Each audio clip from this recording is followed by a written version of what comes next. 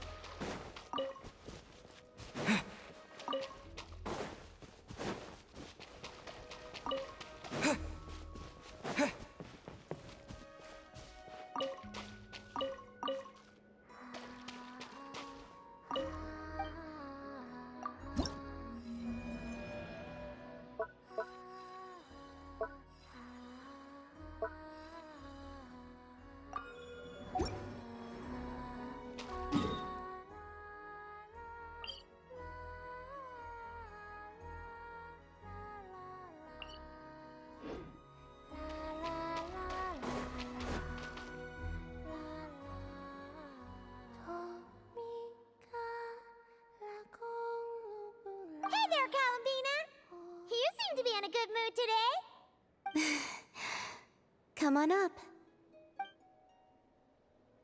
You want to play moon chess again or something? Yes, it has been a while, and I somewhat miss playing.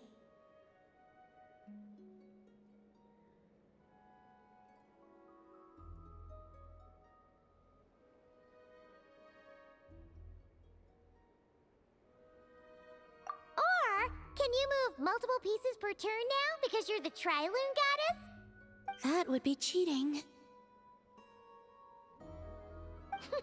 Yeah, Paimon knows that. She was just kidding. Shall we begin then?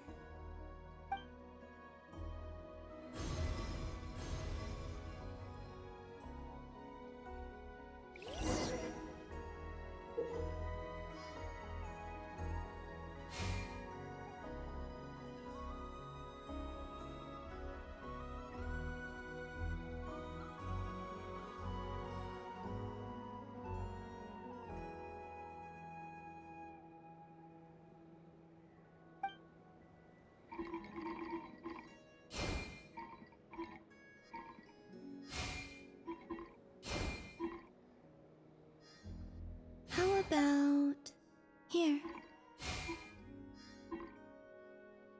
Oh.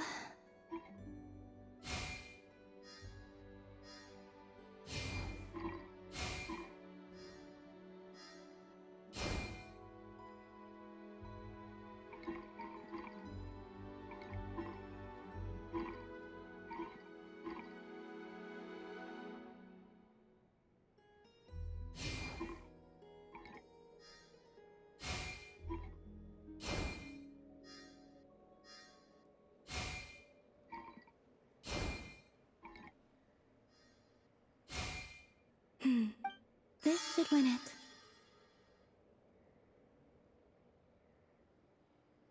The 3 moons linked up in a line.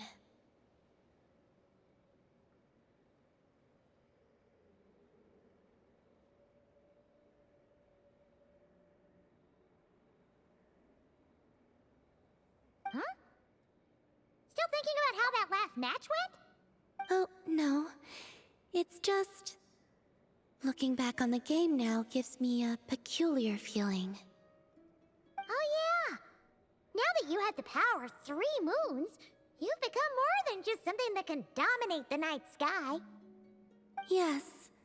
And I also think that the fate of the world may have been different had there not been division between the 3 moon goddesses.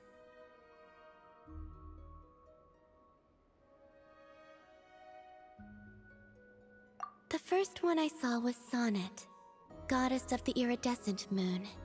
She was livelier than I'd imagined, more like a playful younger sister. Arya of the eternal moon was the most mature of the 3. She was a natural leader and was most gentle to others. Just like Lauma, actually. As for Canon of the Frost Moon, she seemed both wise and far-sighted, and it was she who gave her moon to me.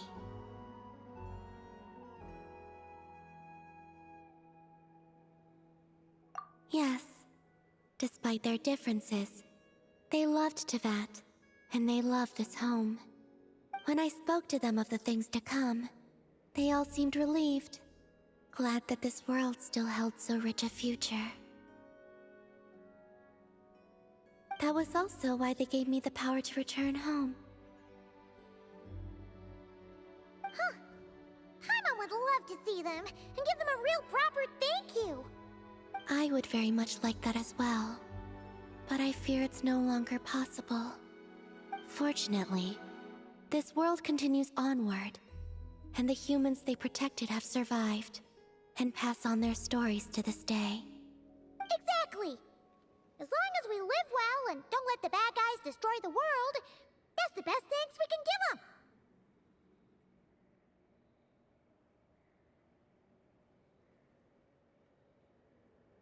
Of course! You can bet Paimon's always trying to live her best life. You too, Columbina. Eat well and sleep well every day. And come find us if you want to play games. Sure. I suspect that from now on, I shall think of those 3 gentle goddesses every time I play moon chess.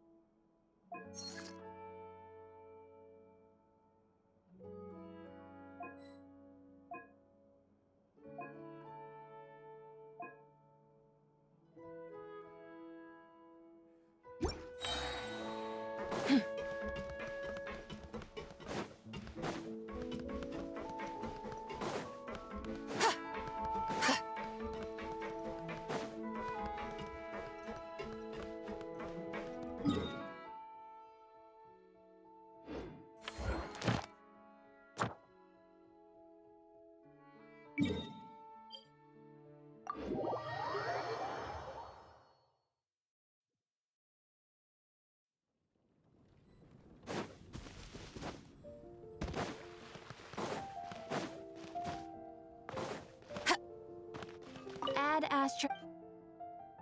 I am sorry.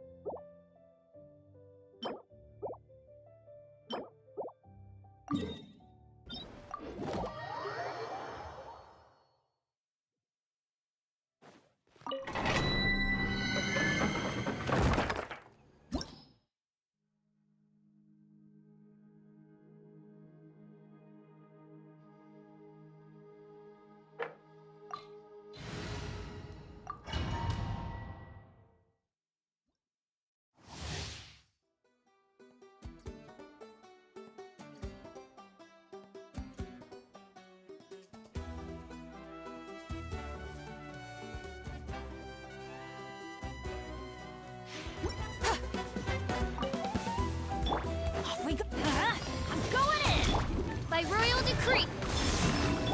Without further ado, the sky's clear, the glazed moon shines! Light the dust!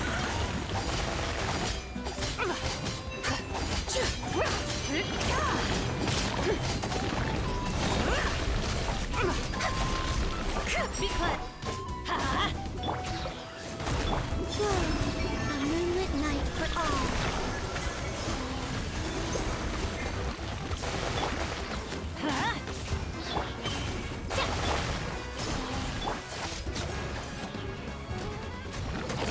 Without further ado, light the dust!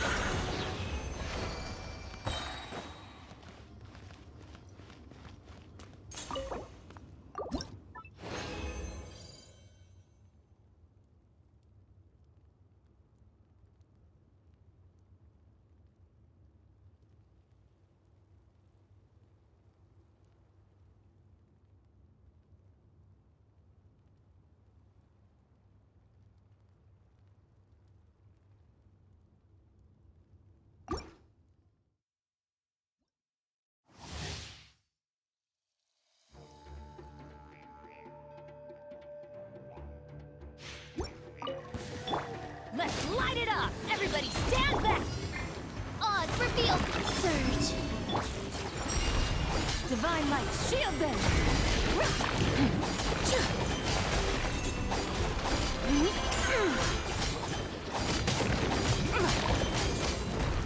Light the dust!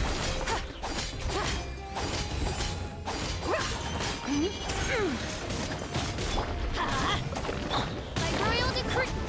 A new moon rises.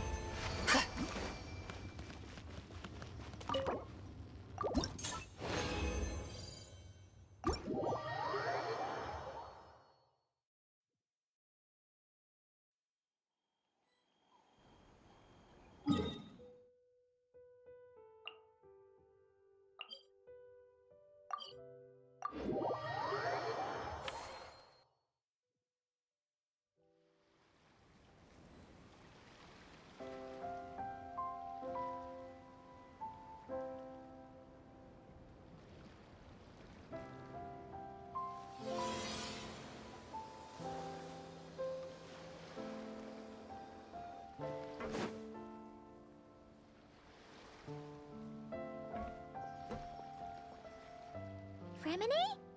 You look exhausted. You haven't been working yourself too hard, have you?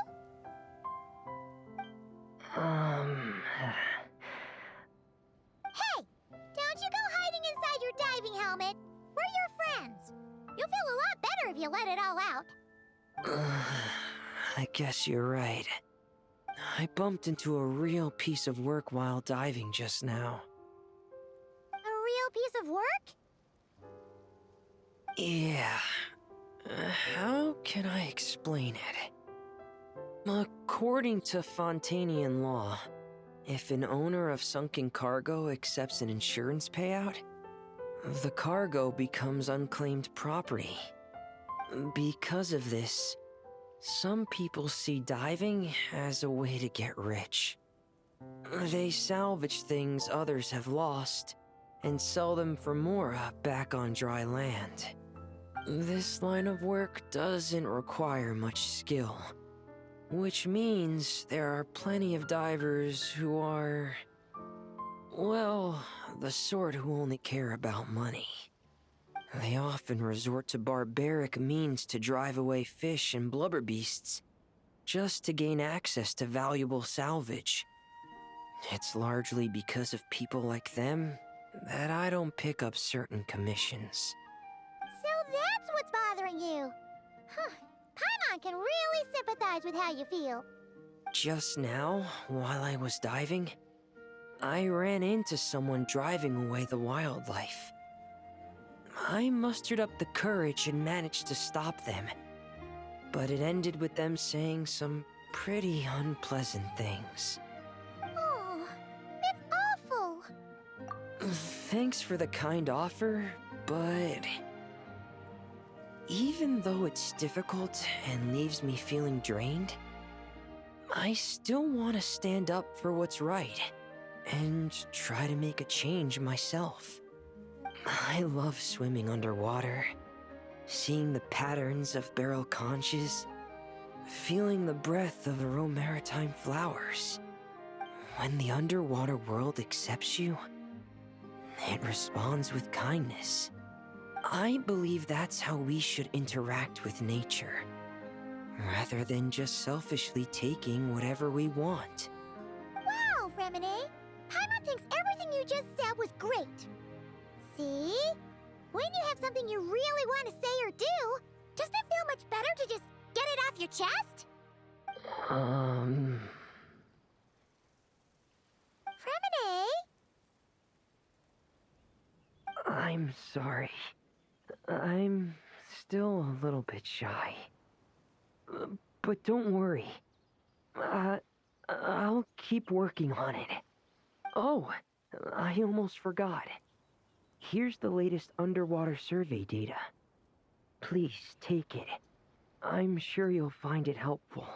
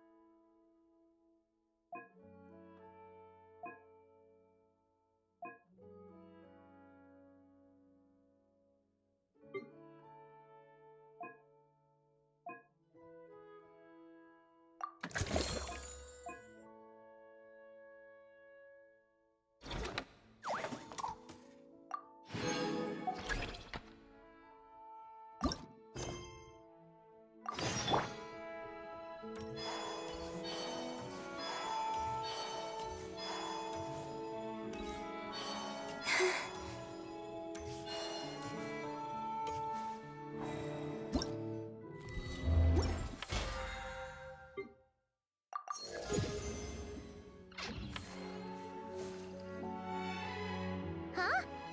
Why does Paimon feel like there's an extra pool here all of a sudden? What does that sign say? Danger! Keep away! Oh, what does that mean? It means exactly what it says. Ah! Centrone! You made Paimon jump! Did you put this sign here? Yes, with the intention of keeping any curious cats well away. What's so special about this pool? It's full of piranhas. Oh, just kidding. Don't tell me you actually believed that. I learned that a few fish in the aquarium are highly territorial and can get rather aggressive. So, I moved them here. Don't scare Paimon like that! So, this place is like a special quarantine zone for aggro fishies? Exactly. The water in this pool is much deeper and there's a lot more space. It helps calm down the more territorial fish. I also asked Sijuin at the Fortress of Meropide for some special bait to help mellow them out a bit. Oh, wow! So, you really do care about the fishies' well-being. I don't think anyone wants to see the aquarium turn into a bloodbath. That's for sure. Anyway, why don't you leave this to us? If you insist. When the fish in the pool feel comfortable enough to swim to the surface, it means they're on the mend. So, once they're all relaxed and happy, we can put them back in the aquarium? Where you put them is up to you. All I'm responsible for is scooping up the unruly ones and moving them here in the first place. Understood. But that sign is way too scary. Maybe we can change it for something a little less terrifying? If you want. They're your fish, so I'll leave it up to you.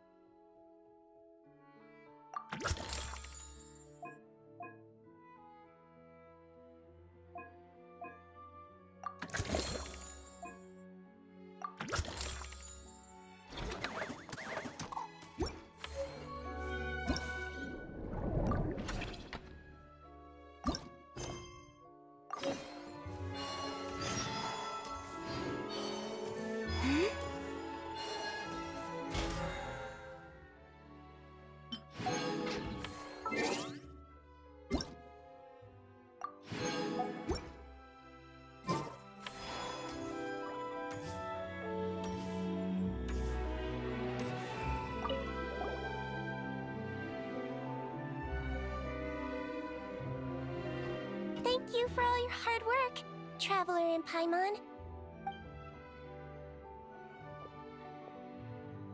I have a pretty good understanding of our patient's condition now, so I've mixed them up some special melazine medicine. Adding these herbs to the water tank should help calm them down. So, you're basically turning the whole tank into a giant health spa? Huh. That really is a plan that only you could pull off, Siegeween.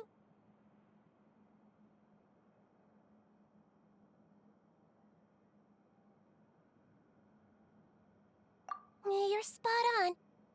I'll need to invite a whole variety of different fish here for physical examinations before I can determine exactly what's wrong.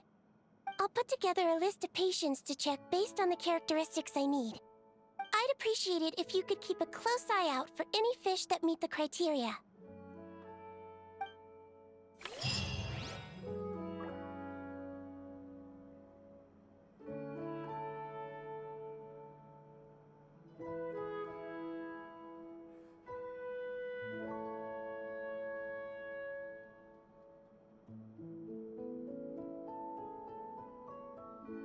I used to take long walks in Silver Moon Hall every day, so don't worry about me.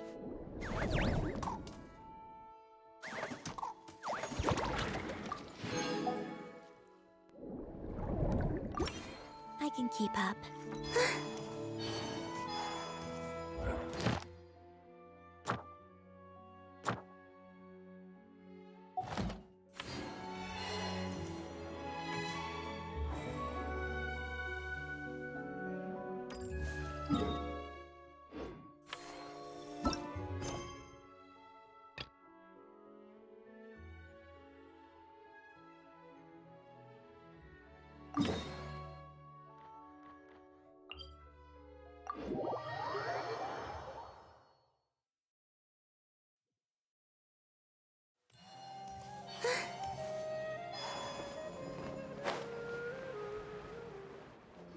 Sorry to interrupt, everyone.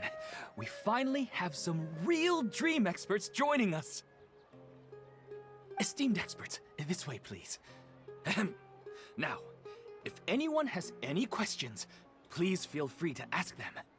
They must be dream experts from another land. Great! Oh, I have a question. Me first! Me first! No rush. Everyone, please line up and ask in an orderly fashion.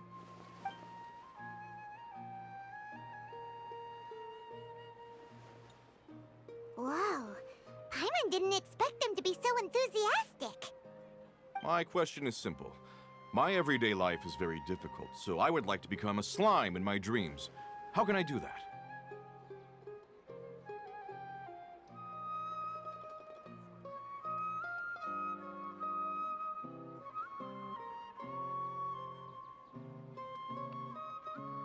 Oh, Paimon knows!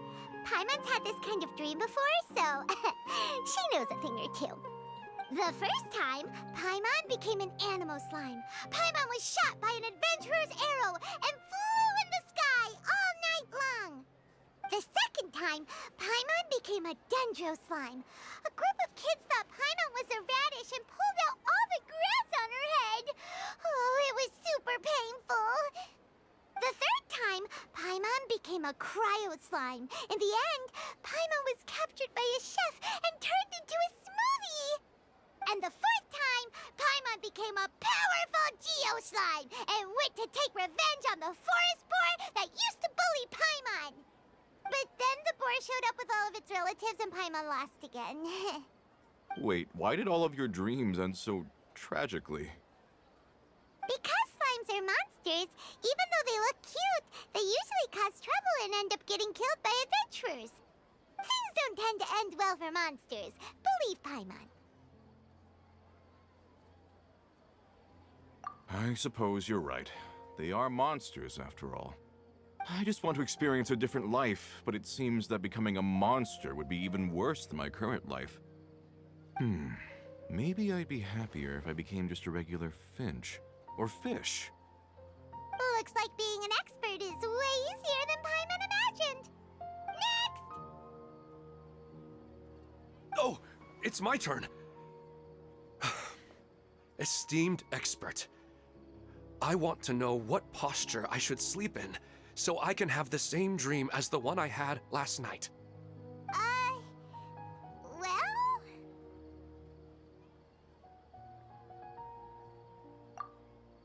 Hey, you're supposed to be helping. First, why don't you tell Paimon about the dream you want to have again? Oh, it's quite ordinary. I sat and chatted with my wife on a sunny day, listening to the breeze blowing through the valley. Why don't you just find your wife and talk with her? There's no need to wait for a dream. Well, unfortunately, she passed away. Oh, sorry. Paimon shouldn't have assumed anything. No, it's fine. I didn't make that clear. I just want a chance to see her again.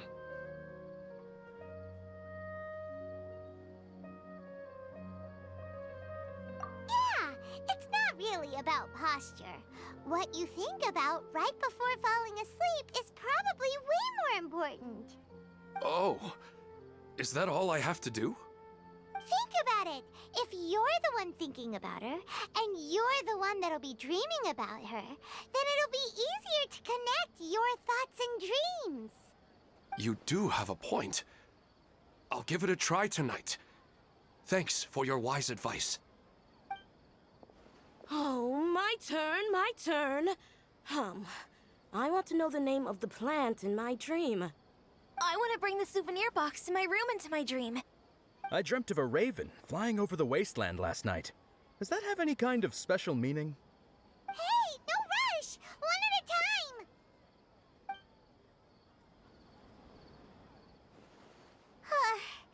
Their questions were way too difficult. We don't actually know anything more than they do. We're just more experienced dreamers, that's all.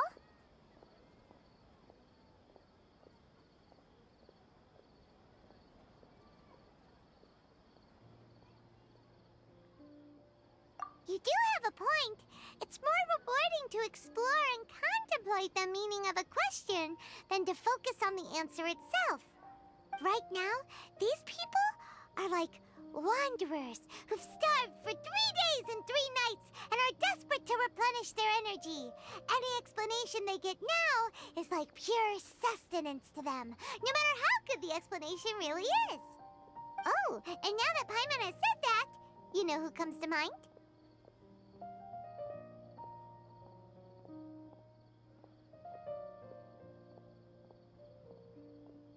Bingo! If she was here, she'd probably be making some similar analogy. Unfortunately, she's super busy right now and may not have time for gatherings like this. Dear experts, we have another guest who would like to consult you. But you saw how we answered all the questions just now. We're not really all that knowledgeable. Ah, but this guest is rather special.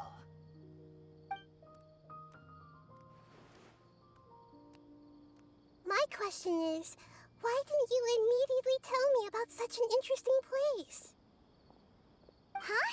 Nahida, how did you get here?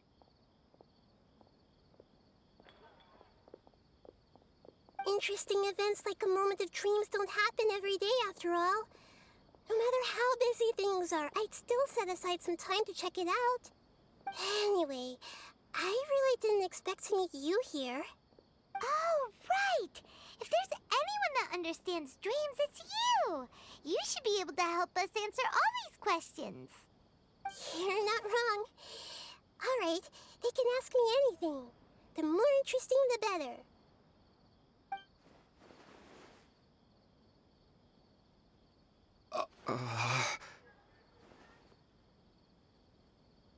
Huh? What's wrong? You were all so excited a minute ago. Why the sudden hesitation? Even so, it's not like I look super intimidating or anything, right? And in terms of reputation and renown, you've also done many great things in Sumeru, yet they didn't even flinch at you.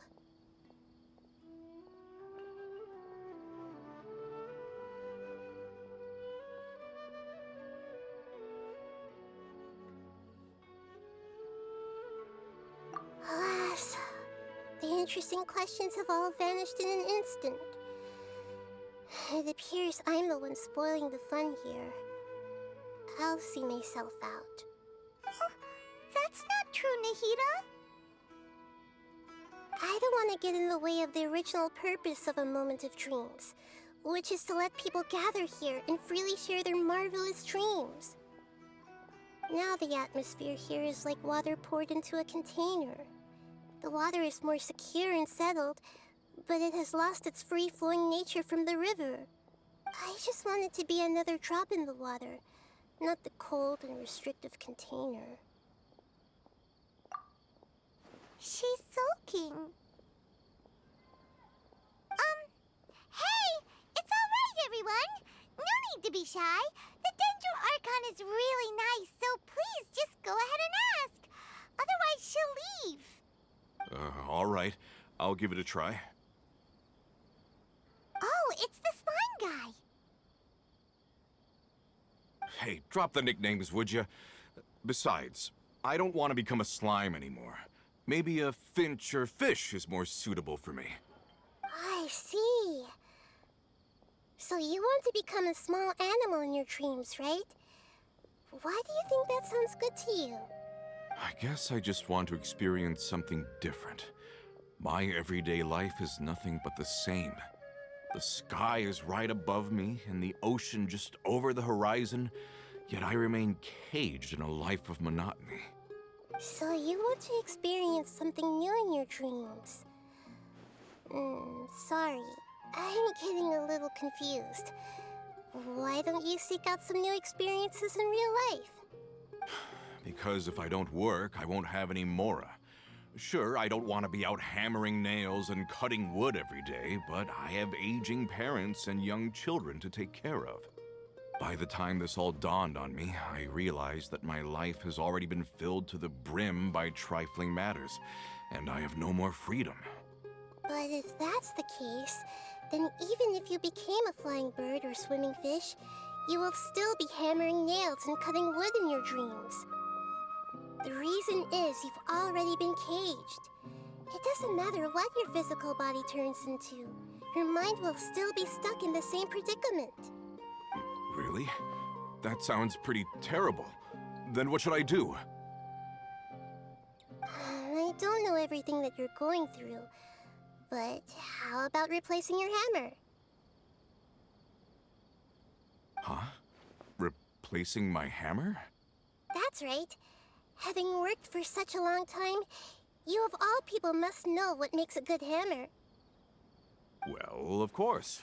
A good hammer needs to be heavy enough to drive the nail in with just a couple taps, and the handle has to have a good grip to it, not too smooth. Come to think of it, I haven't replaced my current hammer in quite some time. You should replace it. Then decorate the handle with something you like. Maybe some ornaments, fur, or hard leather wrapping.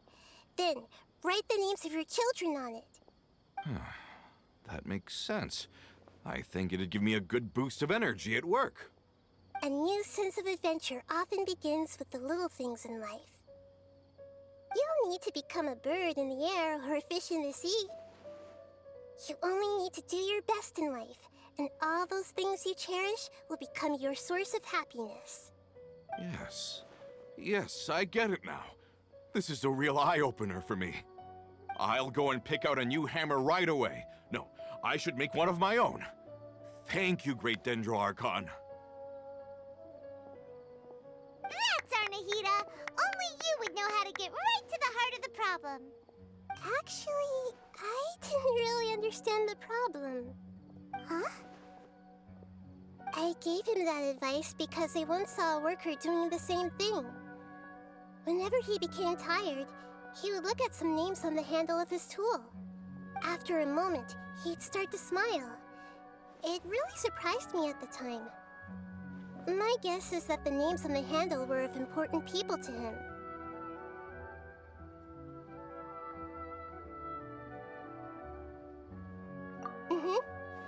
After observation, I know this kind of behavior motivates people, but why is that?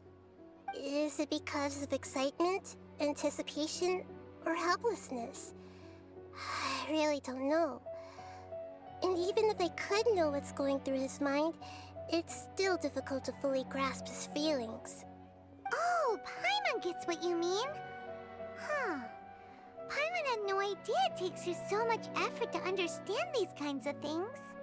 That's why I was a bit nervous just now. But luckily, seeing his happy face in the end reassured me that I didn't say anything wrong. Don't mind me, though. This is just my way of learning.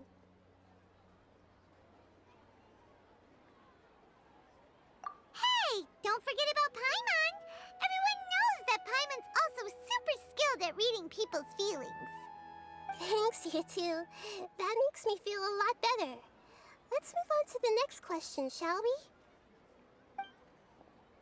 I already asked the experts my question earlier, but I wanted to hear the Dendro Archon's response too.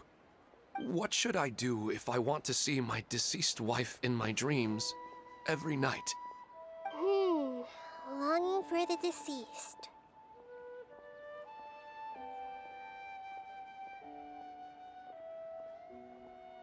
Even if you keep reliving those beautiful memories, it'll only highlight the emptiness in your real life. If your wife were still alive, she certainly wouldn't want to see you like this, would she? No, I suppose not. But our time together in my dreams is not just reliving our past together. I don't know. Maybe it's because I miss her too much. But it's really as if she had come back to life in my dreams. She even remembers each and every dream. After I wake up and then continue dreaming again later, we can pick up our conversation right where we last left off. That's really amazing. Statistically speaking, continuous dreams are extremely rare. It's almost as if my wife has obtained a second life in my dreams. But the more vivid she appears, the emptier I feel, and the more painful it is when I wake up. I don't know whether to call it a blessing or a curse. Maybe all of this is rooted in your deep longing for her. Were there any unresolved matters or regrets between the two of you? I don't know. I suppose my biggest regret is that I couldn't spend the rest of my life with her. I really felt like I was ready to move on. I wouldn't be so hesitant now if it weren't for these hyper-realistic dreams I've been having. Huh. You know, they say that whatever's on your mind is what goes into your dreams. But dreams are, and will forever be, just dreams. We are people living in the real world. It's not good to be overly obsessed with dreams. All it'll do is fill up your mind and eat away at your thoughts. Yes, I know. That's why I'm also a little disappointed in myself. I still need to take care of our child. And it's probably not good to let her see me in such a state. Anyway, thanks for your advice, Great Dendro Archon.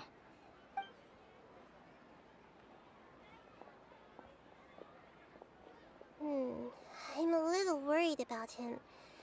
I hope he can find a way to cheer up soon. I think I can handle things from here. You don't need to stay here if you find it boring. You're here to have a good time, after all.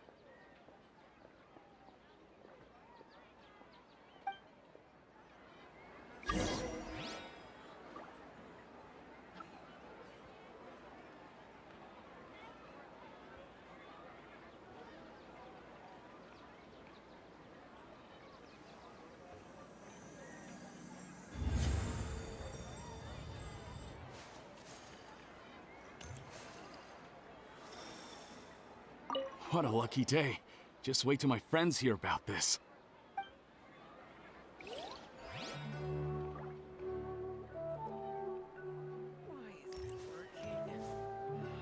I wish my dreams could be a little more practical, you know? Maybe something like becoming rich and famous overnight.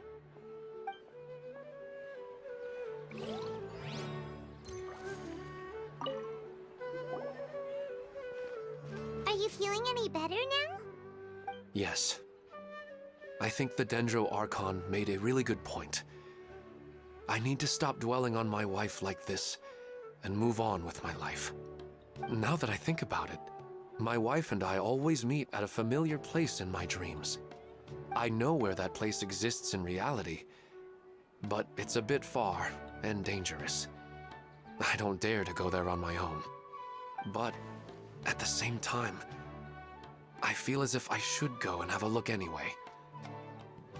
Perhaps I'll be able to move on once I see that there's nothing there.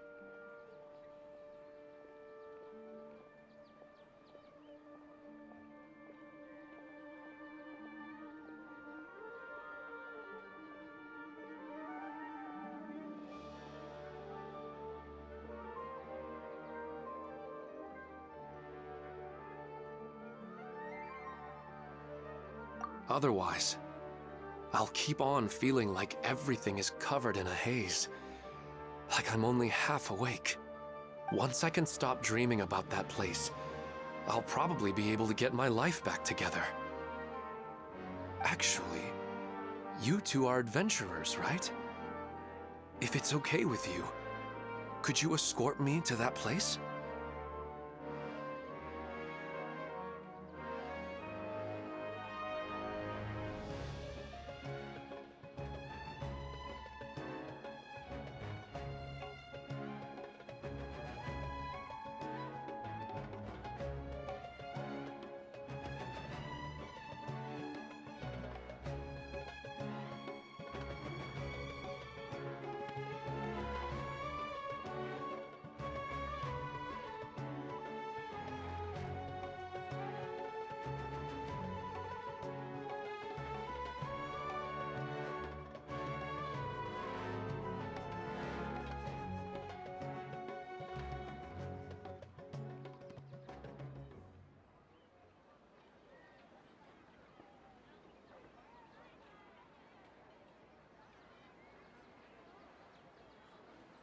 Yeah, it might also be a good chance for us to unwind.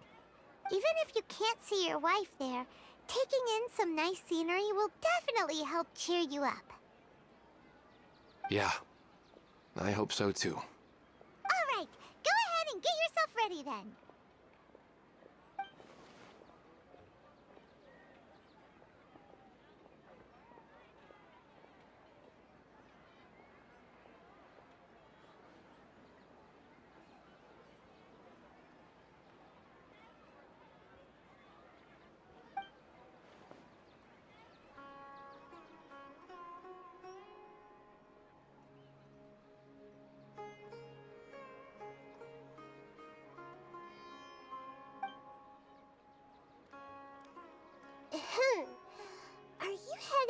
some interesting place without telling me again?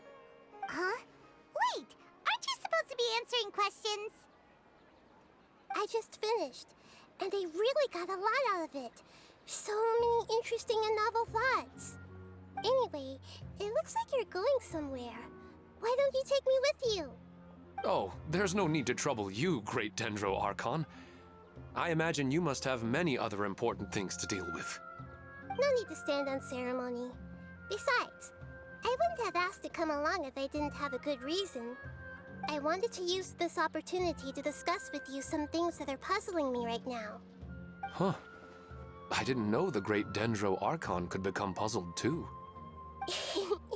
I'm not all that different from you, you know.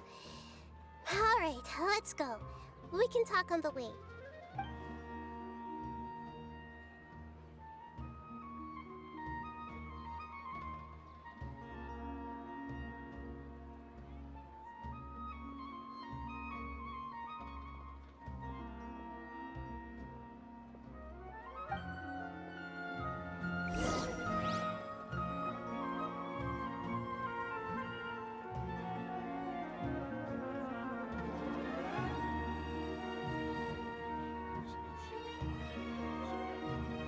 I don't sing for anyone in particular. Still, if someone stops to listen, hope it...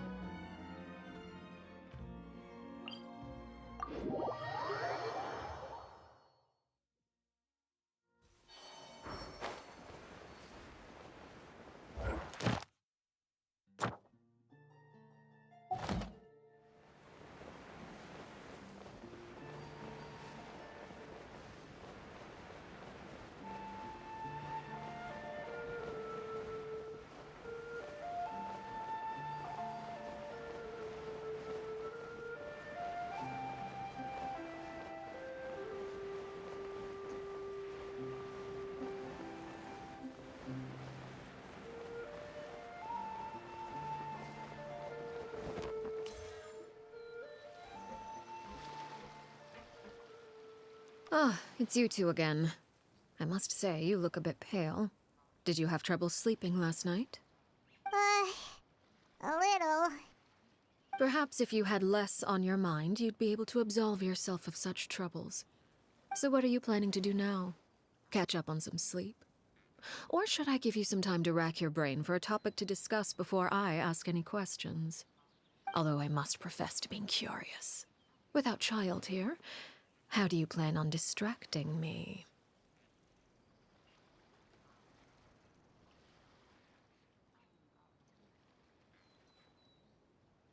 Us? Distract you? Good one. But no, we were just here for a chat. Looks like you could have used some extra time to think. No matter. If you don't have any other plans, why don't you accompany me somewhere? Don't worry. I'll be sure to steer clear of any scheming children. The ocean breeze is sure nice today.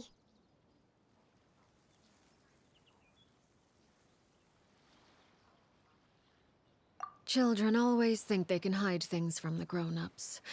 But nothing gets past me. Least of all a little scheming. I think I'll let them have at it for a little longer.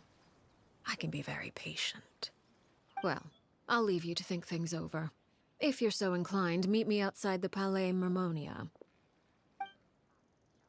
Good things come to children who do as they're told. So I do hope you decide to tag along.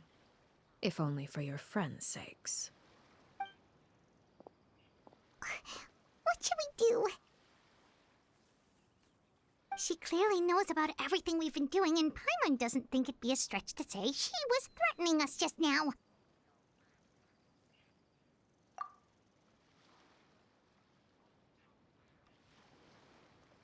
Oh, good idea. Hopefully he sees it in time. Well, we should probably head to the Palais Mermonia. Paimon doesn't want to find out what happens if we don't show up. Based on what the knave was saying just now, it sure didn't seem like it'd be anything good.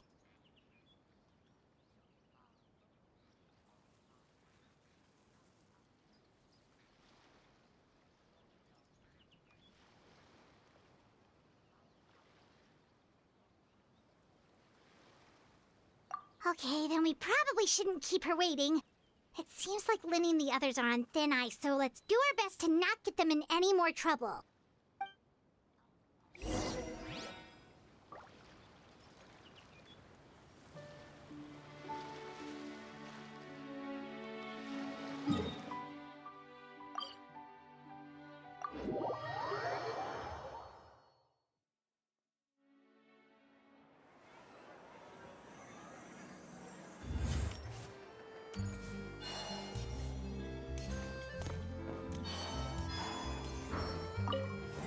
Ad Astra.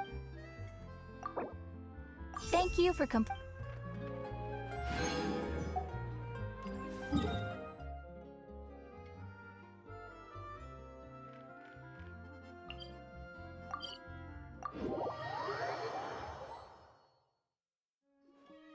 Seeing as we still have some time before my meeting, we might as well enjoy some pleasant conversation while we wait.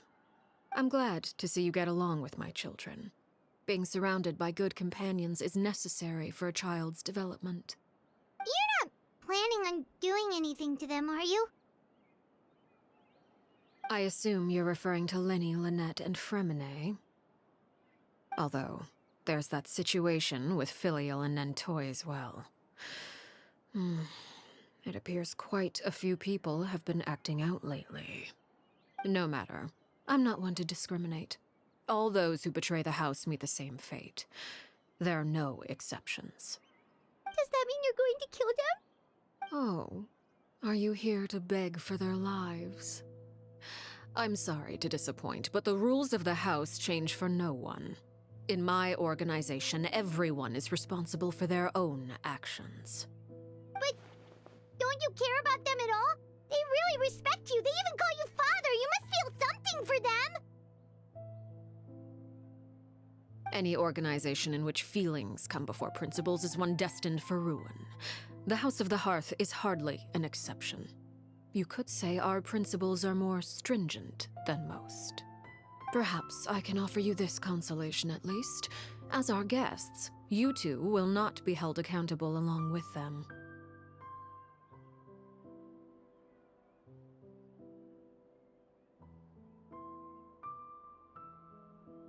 I would imagine Linny, Lynette, and Fremine will be able to keep their lives. As for Filial, Nentoy, and the others, I'm afraid there's little I can do. They can try to escape, but once you know our secrets, there's no getting out alive. But that's awful. Ah, you seem concerned. Out of consideration for my guests, I suppose I could turn a blind eye for a little longer. If Linny and the others manage to dispose of Claire V in the meantime, all evidence of their wrongdoing will be lost. In that case, I could hardly punish them for something I couldn't prove. If their efforts are unsuccessful, on the other hand, all will be held accountable, and the punishment will be severe.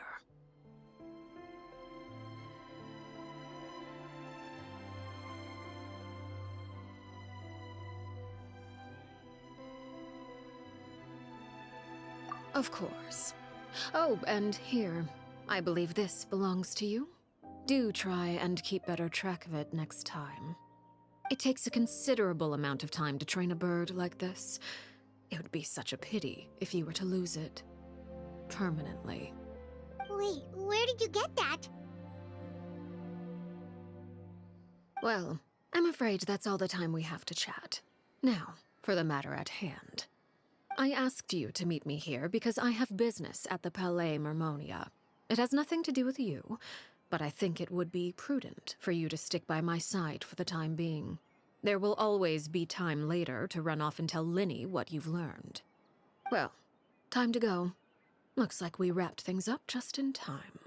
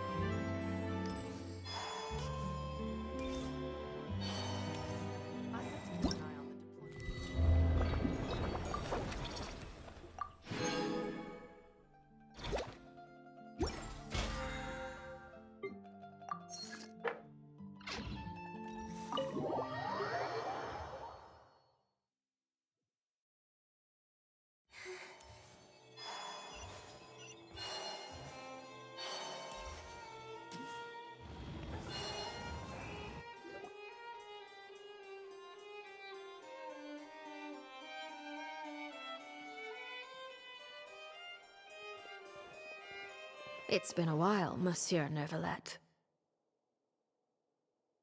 I must say, I wasn't expecting my meeting request to be approved quite so quickly.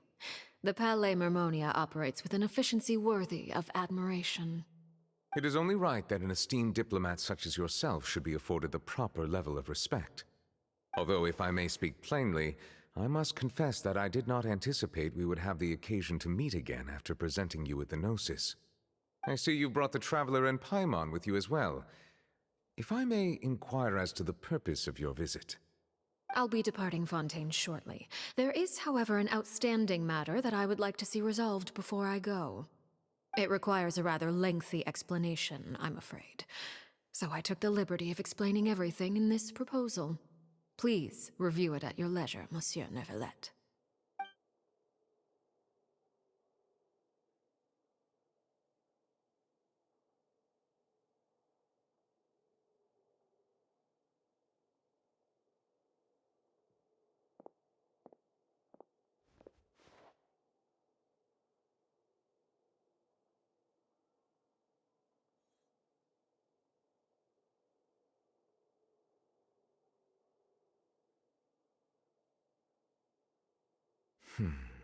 I understand your request.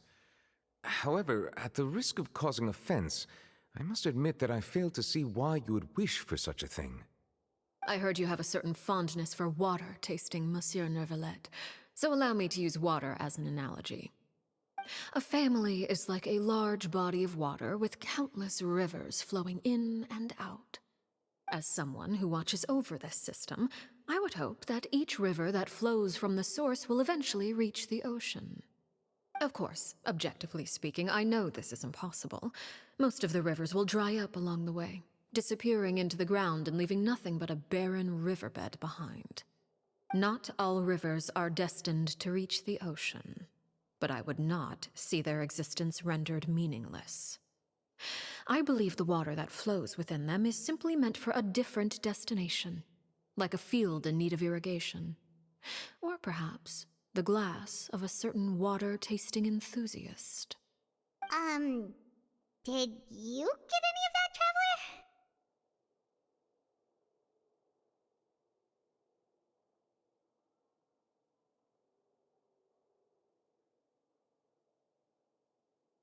Your words paint an optimistic picture indeed. Allow me to remind you, however, few among us are willing to sip from a glass filled with tainted water. It may have been tainted at one point in time, but not to worry. I'll make sure it's strained of all impurities and returned to its cleanest form.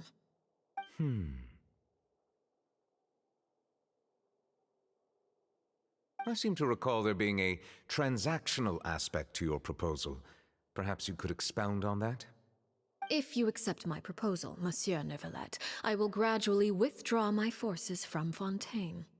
And, unless absolutely necessary, I will no longer carry out any special missions within Fontaine.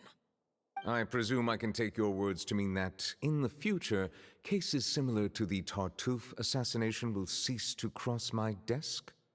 Tartuffe? Ah, that thief who embezzled funds from all those charities, you mean? My deepest condolences to his family, but without any evidence, I cannot imagine how the House of the Hearth might have been involved in his passing. Of course, if you accept my proposal, Monsieur Neuvillette, I'm sure certain measures could be taken to reduce the frequency of such troubles. You choose your words carefully indeed. In that case, I am inclined to accept your proposal. My thanks for your generosity, Monsieur Neuvillette. Well, with that settled, we should be going now. I took the liberty of bringing along 2 bottles of spring water from Snezhnaya for you to enjoy. I do hope I get the chance to hear your impressions. Perhaps at our next meeting, yes? Indeed. I trust you would not overlook your commitment in the meantime. All right, Traveler Paimon. Time to go.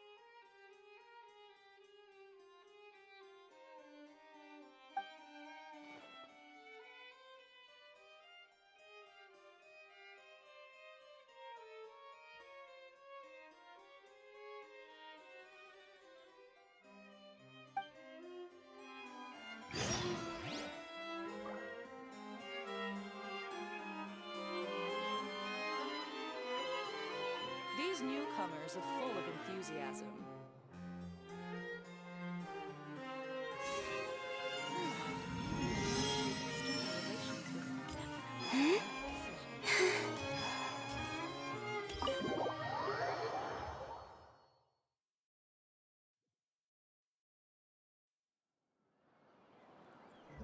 So, what exactly were you talking about back there? Paimon only heard you mention some rivers, a large body of water, and then some kind of irrigation scheme. You really want to know? I would imagine there might be more pressing concerns at the moment. Winnie, Paimon really hopes everything's going okay.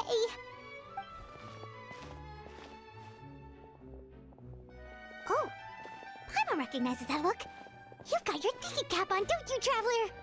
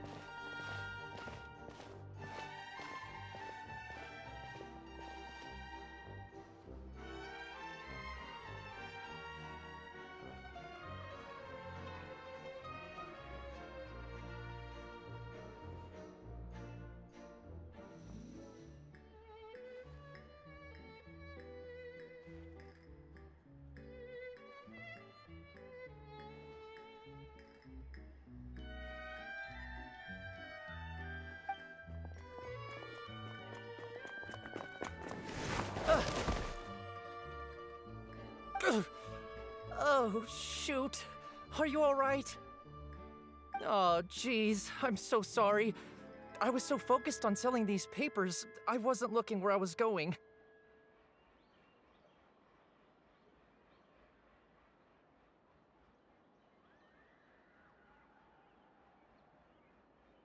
Well, let me make it up to you at least. Here, take this paper. On the house.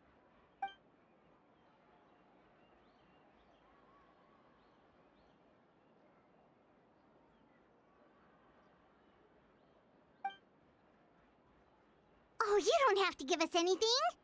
Please, I want to. It's not like I'm short on supply. All the extras will be useless come tomorrow anyway. It's my fault, really. I was just trying to bring home some extra mora for the family, but I bit off more than I can chew. I haven't had many takers today, so I'm still swimming in papers. What's going on here? Nothing much. I just ran into your friend here on accident. I should probably get going, actually, so... Hold on. Of course, I'm happy to compensate you with mora, it's just... I don't have any on me at the moment. I'll take 3 papers. Here. Your payment. Oh! Thank you for your patronage. May the Archons bless you with good fortune. If only I had the chance to run into such generous customers every day. I should probably just take on a smaller inventory though, right? I'm getting married soon, so sometimes it's hard to not get ahead of myself. Anyway, I should head out. Goodbye! Well, now that my affairs are settled, we should take the boat back to Poisson. We've even acquired some light reading to enjoy along the way. Actually, why don't we stick around for a little longer? Paimon just realized how hungry she is. She can't head back to Poisson on an empty stomach.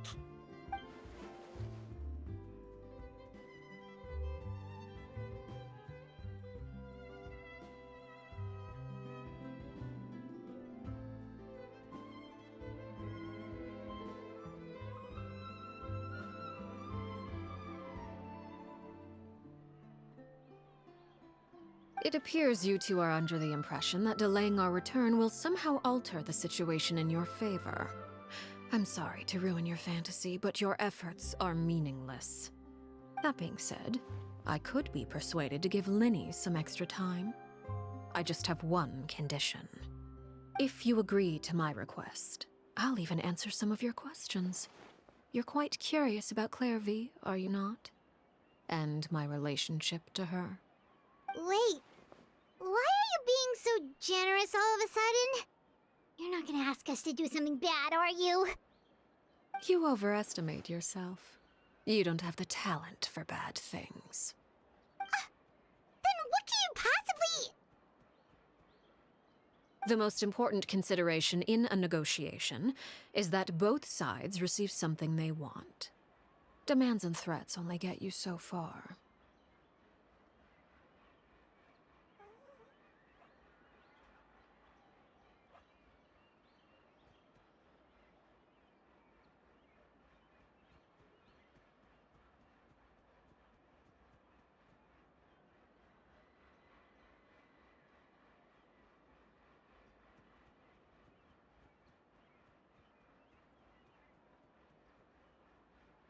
Wonderful.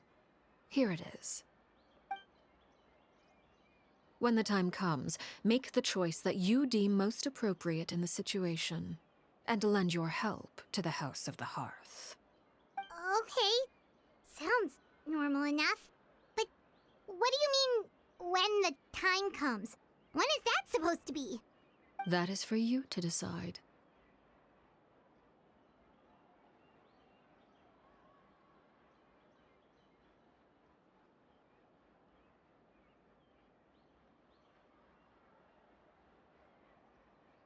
Then we have a deal. Follow me.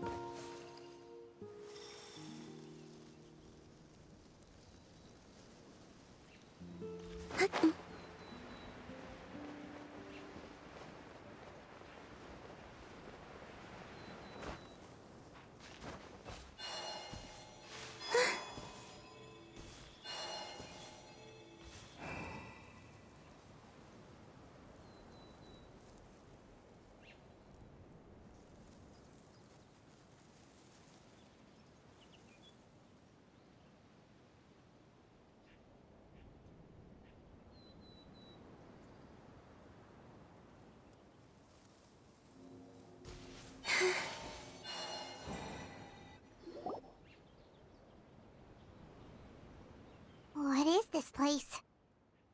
Somewhere long forgotten by everyone. It used to be a grand building. Now it's nothing more than a pile of rubble. No one comes here anymore, nor does anyone care about what once happened here. Although, this place does have something to do with the story I'm about to tell you. It was before I became a Harbinger, and before Linny and the others joined the House of the Hearth. Due to certain events, I first killed Clairvy and then her mother.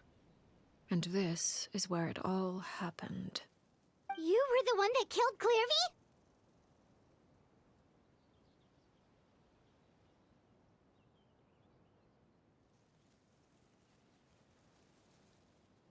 Patience now. Allow me to explain Clairvy's side of the story first. I'll start from the beginning. Clairvy was 6 years old when she was brought by her mother, Crucibina, to live in the House of the Hearth. From the outside, it seemed like a fairy tale. A thriving family made up of kind adults and friendly children. Crucibina was the knave at that time, and the House of the Hearth was under her control. She was Clairvy's mother by blood, but she was also the mother to all the children in the house. Clairvy was happy here, for a time. But she quickly realized that being part of this family wasn't a fairy tale at all. It was a kind of purgatory. Purgatory? Exactly. The House of the Hearth takes in war orphans from all over VIII. But as for how to raise them, that depends entirely on the person in charge. Crucibina came up with a novel idea. She would teach the children to fight, force them to duel each other, and then crown as the king of the house the child who proved themselves most worthy of inheriting her title. It's difficult to estimate the number of children who died or were maimed in the process. There's little I can say about the ones who died. The ones that emerged with permanent injuries, on the other hand, well, they still served a purpose. They would be handed over to the doctor to be experimented on, or sent away on dangerous missions. Nothing more than tools to be used and then discarded. So those were the experiments Clairvy was talking about. But what actually happened to her? You said that Clairvy was Crucibina's daughter, so if Clairvy tried to convince her to stop what she was doing, Crucibina probably would have listened, right? Despite being Clairvy's mother, Crucibina cared little for her daughter. She forced Clairvy to join the House of the Hearth only as a means to demonstrate her own impartiality as a mother, to prove that she treated all her children equally. Clairvy did try to convince her mother to change her ways, but it was to no avail. After her efforts failed, the only other option was to rise up and try to fight back. Unfortunately, the other children had already been thoroughly indoctrinated into the illusion of happiness Crucibina had created. Of course, there was one exception. Someone Clairvy's age who knew the truth about the House of the Hearth. Her name was Peruere.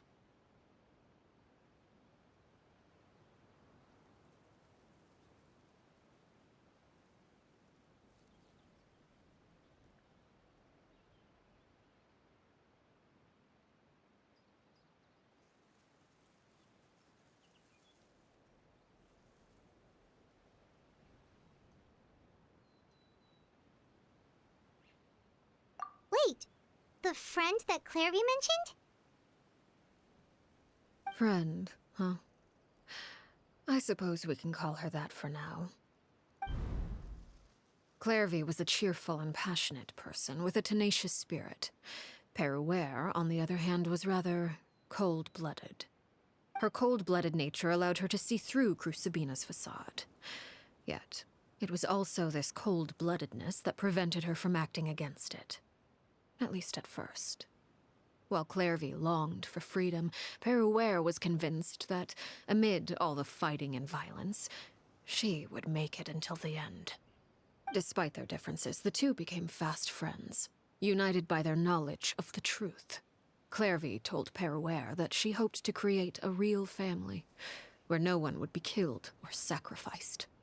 There may have been a certain naivete to her ideas, but Clairvy proved her determination many times over. She tried countless times to run away, ask for help, or expose the truth. But her efforts only earned her beating after beating. The only thing that kept her going was her strength of will. Even with her body racked with pain, she would still stand on her tiptoes and open the window at night. She and Peruere would look out at the moon together, a fierce longing for freedom shining in her eyes. But one day that light simply vanished. Oh no. What happened? Her hopelessness resulted from a culmination of things. 10 years had passed. 10 years worth of failure after failure. She and Peruere weren't children anymore, but finding any chance to escape still seemed as hopeless as ever. It was during this time that Peruere suggested a new plan. If escaping was out of the question, why not take down the very person sitting on top of this throne of lies? Mother herself. Clairvy rejected that proposal. She claimed that, as a famous harbinger, Crucibina possessed an unimaginable amount of power. Trying to kill her would have an incredibly low chance of success. Clairvy never gave another reason, but Peruere could see it written all over her face. Clairvy still thought of Crucibina as her mother.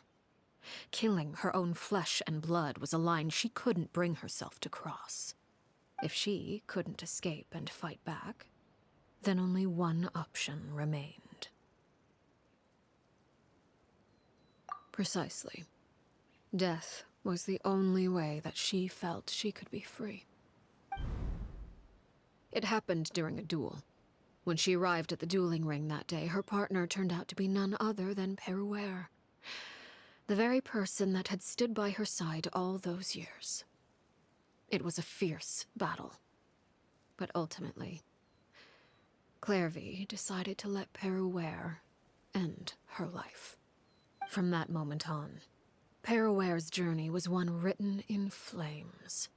When the rain finally came and washed it all away, there she stood, the sole victor in Mother's endless game of slaughter. A trail of corpses strewn across her path to success. It was the very result she had predicted 10 years prior. Even then, she believed she would make it until the end. She wasn't surprised by the fact that she emerged as Mother's undisputed heir. Rather, her success left her with an inexplicable sense of restlessness. She was unsettled. And there was only one thing that could quell that sensation. Perhaps you two would like to take a guess as to what it was?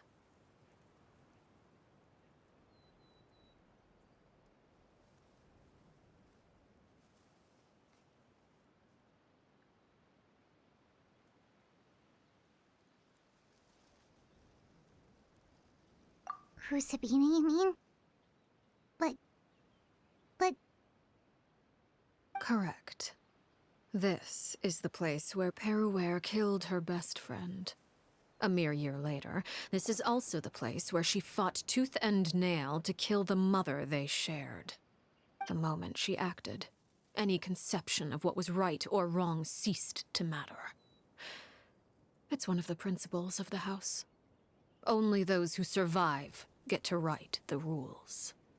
Peruware won the battle, and became a harbinger herself. After which Her Majesty, the Tsaritsa, bestowed upon her a new name. Arlecchino. So the Perry Clairvy was talking about... It was you all along. You're Peruware. Arlecchino is just a name you got later.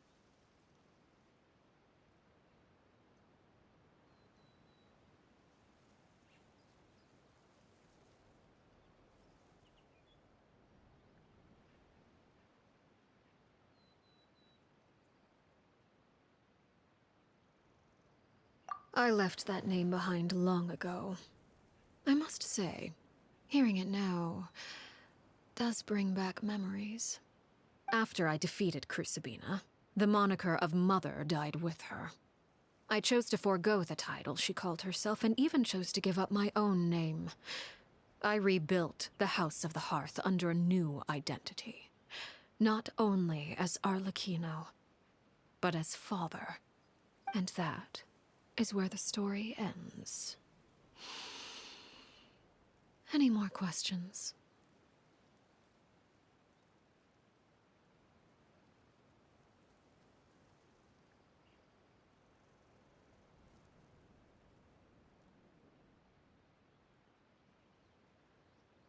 Yeah. Based on what you just told us, Clairvy wasn't a little kid when she was killed. So the Clairvy we met... Was she really a spirit at all? I suppose you could call her an illusion born of flame. Her existence is like ashes to a fire. Something left over in the wake of blaze and ruin. You see, a certain power runs through my veins. It's not unlike a curse. My flames leave behind shadows of anything they consume. Of course, the chances of those shadows morphing into a sentient entity are exceedingly slim. Clairvy is a very special case. Clairvy died when she was 16 years old, but what emerged from the flames was her 6-year-old self. Her appearance wasn't the only thing affected. Most of her memories were lost to the blaze as well. Memory is a mysterious thing indeed. Losing a portion of your memories will alter your sense of self. Lose 10 years' worth, however, and it would be like living in the past. Like returning to a version of yourself that never grew up. No wonder Paimon got such a weird feeling when we were talking to her. Perhaps I should put it this way. Clairvy is someone trapped in time.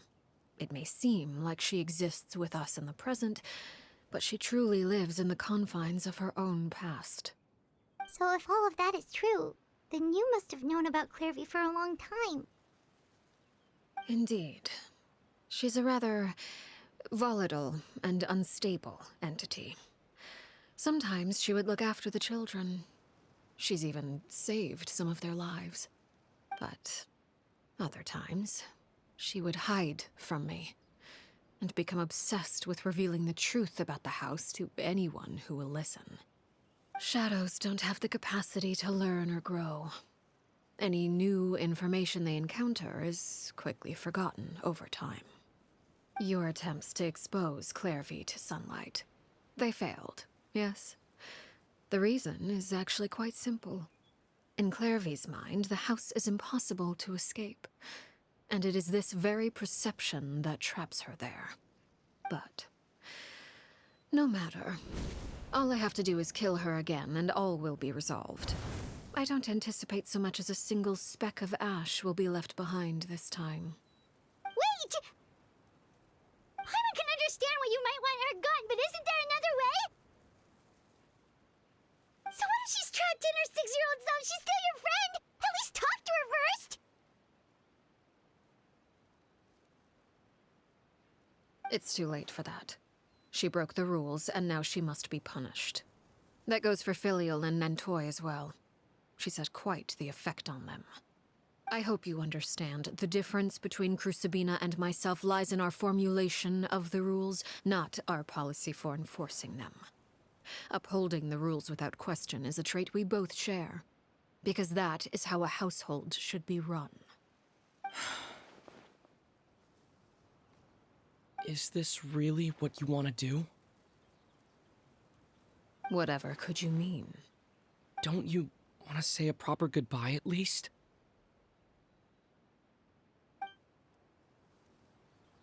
Whether as a killer or as a father, there are two things that must be avoided at all costs: anger and sorrow. Anger makes you impulsive. Sorrow causes you to waver. Well, it appears it's about time to proceed. Before we arrived, I told some of my well-behaved children to bring our troublemakers here by nightfall. I do believe I've kept my end of the deal. I gave your friends quite a bit more time. As for what happens now, we'll just have to wait and see.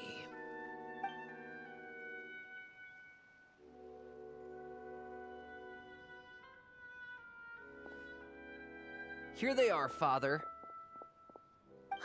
You gonna execute him? Seeing something like that would actually be a first for me. Lenny!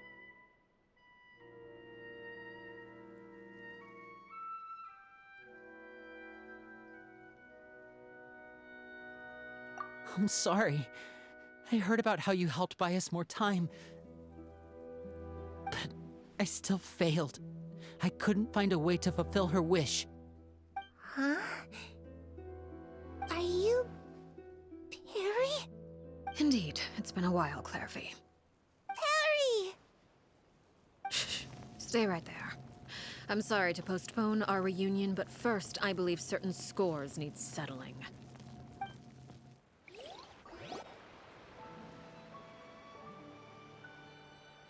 Father, let me explain. Out of my way. Father! You chose to conceal a threat to the house. And for that, you must be punished. Overall, however, I suppose your wrongdoing is hardly the most egregious of the bunch, so I'll deal with your punishments later. As for right now, the more pressing concerns are the traitors among us. By traitors? Do you mean us? Father, let me explain. We didn't mean to...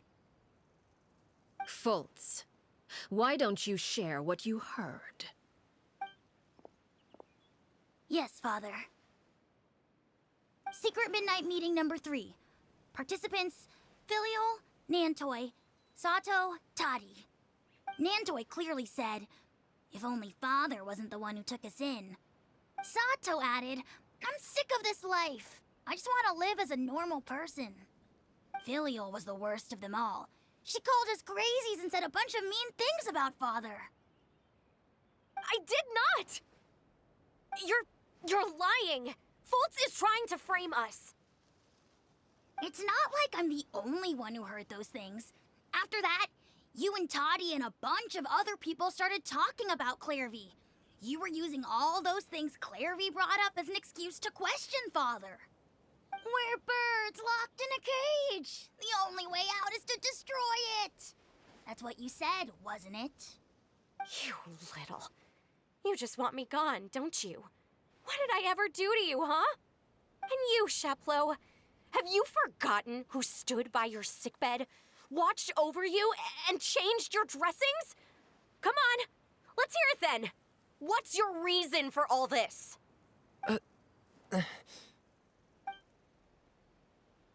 You're wrong, Filiol.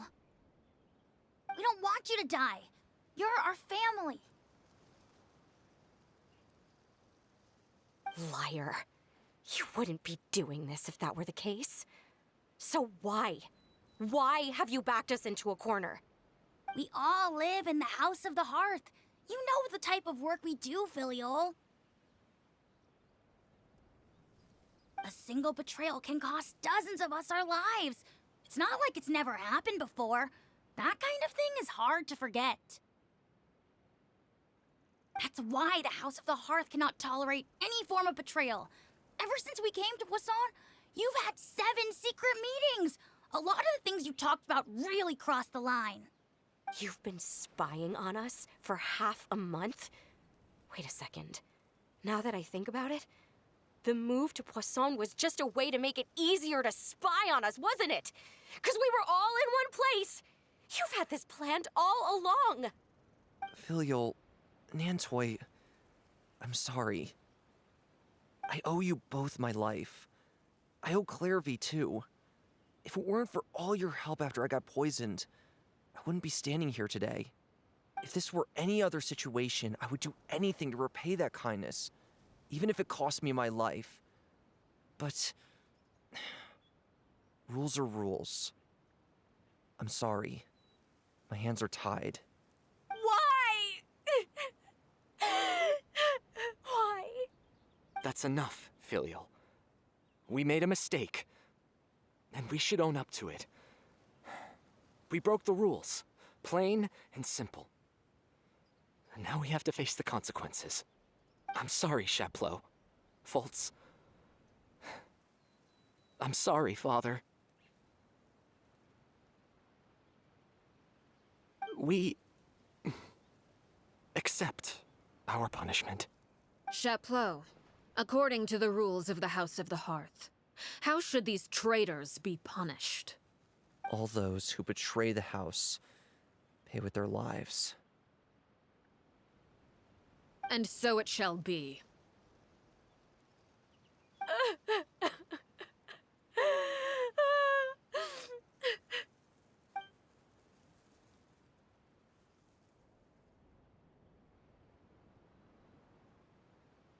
Father, please wait! Something you want to say, Linny? Please reconsider, Father. What Filial and the others did, does it really count as betrayal? We all come from broken families. From the very first day we joined the House of the Hearth, we wanted nothing more than to make it a real home. But the truth is, none of us know what a real home should look like. I'm not saying I have all the answers. All I know is this. Killing Filial and the others may uphold the rules, but doing so will only bring us further away from being a real family than we've ever been. So please, Father, please reconsider. I agree with Linny. Father, please. Linny, you...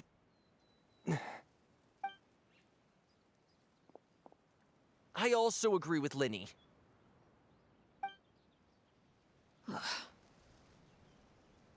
An order once given cannot be rescinded. However, given the extent of your determination, I suppose we shall have to go about this a different way. Draw your weapons and face me. Our weapons? Father, are you referring to a duel? Precisely. The rules of the house will not be altered. Traitors must be punished. However, resolving disputes with a duel is also one of our rules, one that also applies to me. Demonstrate a sufficient showing of strength, and I shall offer a concession. Wait. Beat Father in a duel? Impossible. Father is way too strong, even for Linny.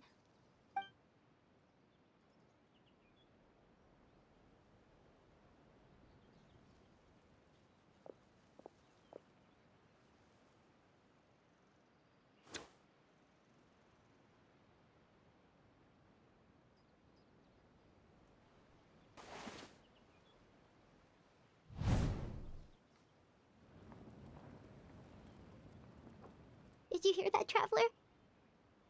Letting the others have to duel the knave. What should we do? Can they really win something like that? If they lose, those people from the house are really gonna be executed. Hey, are you listening?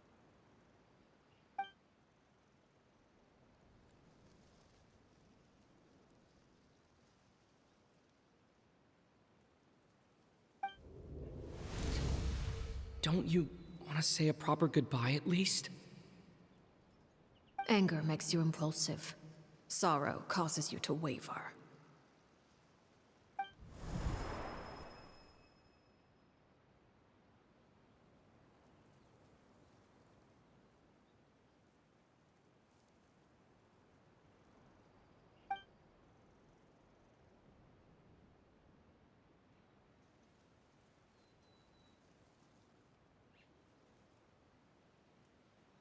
Oh. Looking at that expression on her face, she seems really serious about this. Guess that means there's no chance she's throwing the duel on purpose, huh?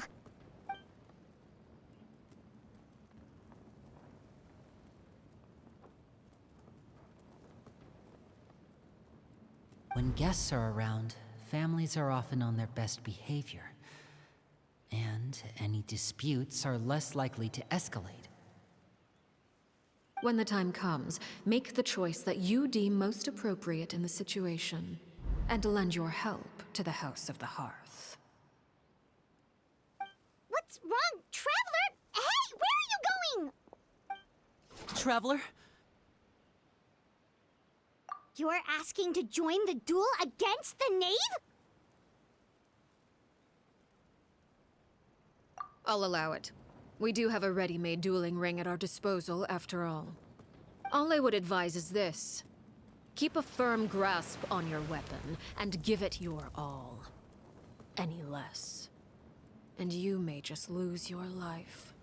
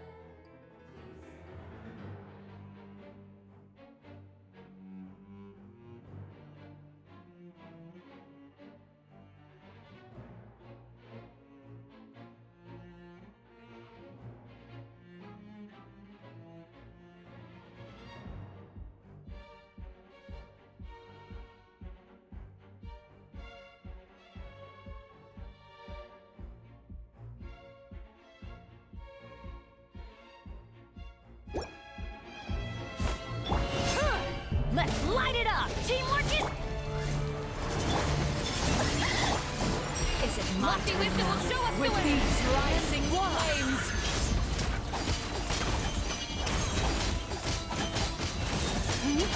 Now that's more like it.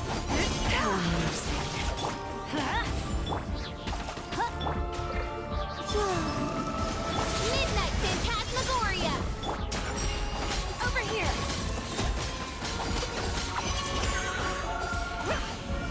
Spare your energy. Running is of little use. Like the dust! Have a taste of purgatory.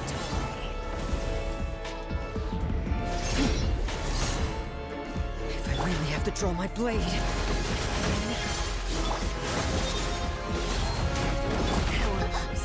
One shall Who's next? descend once again.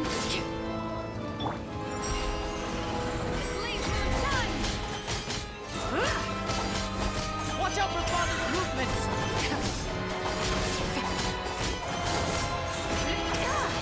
Spare your energy. Running is of little use.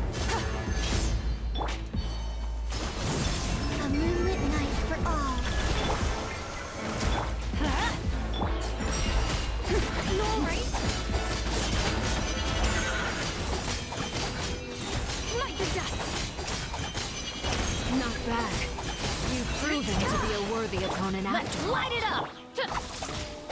Spare your energy. Running is of little use.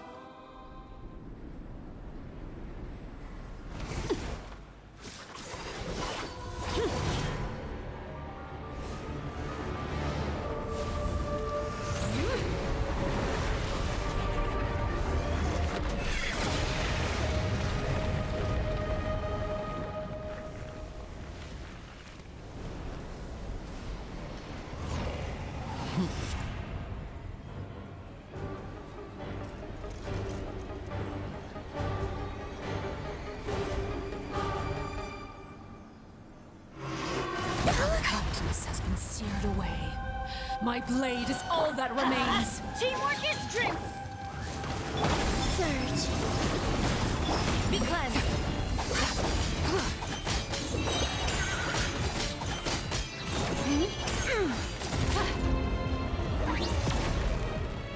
Divine light, shield them! Now's our chance. Over here!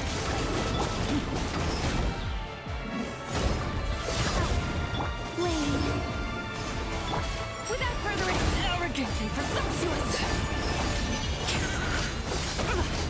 Light the dust! Let's light it up!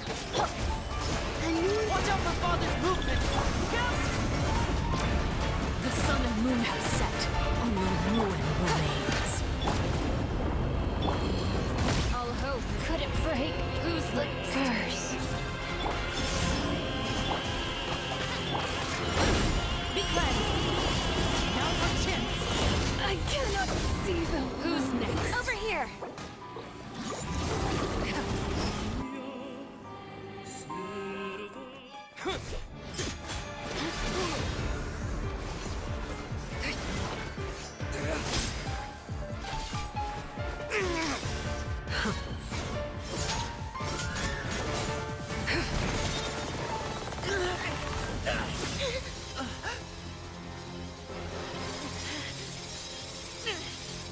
You should know better than to crowd in one place.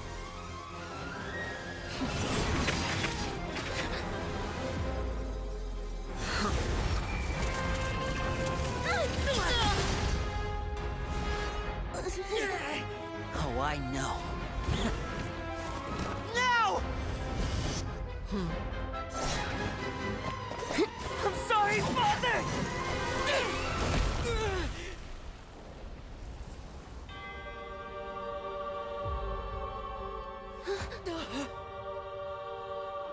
Sorry for what? This pitiful excuse for an attack.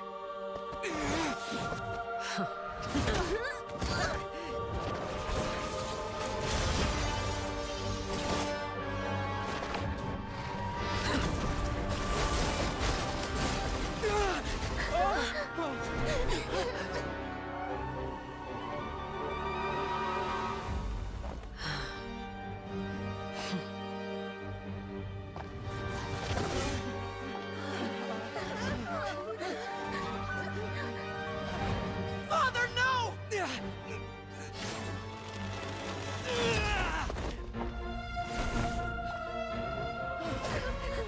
Made it out, did you? You're stronger than I expected.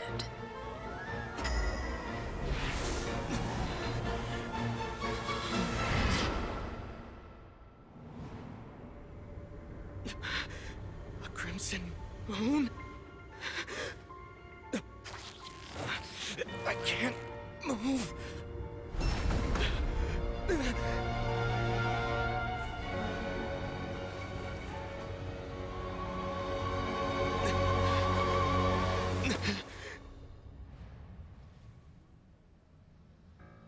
Still, not strong enough to beat me.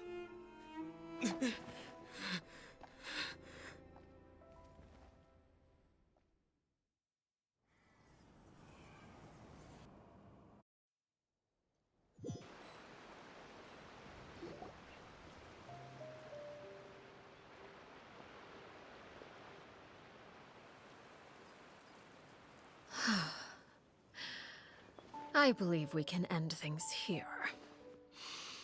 It's not often that we get to enjoy the company of guests, after all. We wouldn't want things to get too out of hand. Brother, are you all right? Lenny. Given that I am the victor of this duel, as agreed, the punishment stands. No! I never thought things would end like this. However, everyone involved in the duel demonstrated a remarkable level of strength and determination. In light of this, I'm prepared to change the method of execution. Elwar, the bottled flames I gave you for safekeeping.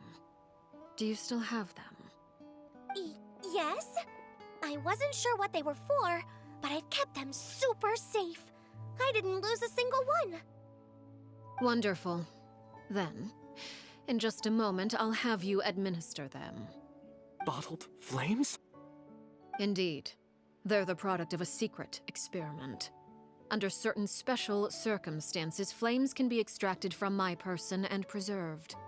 Once ingested, searing pain will spread across every inch of your body.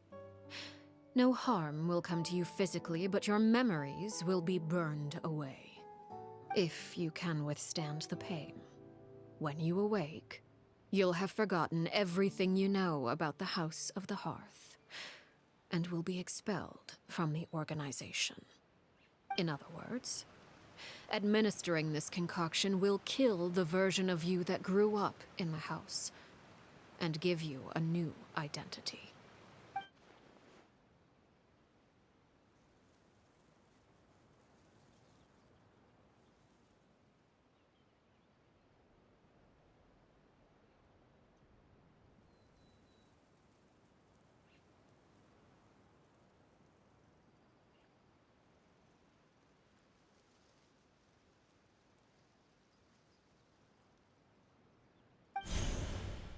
Memory is a mysterious thing indeed. Losing a portion of your memories will alter your sense of self.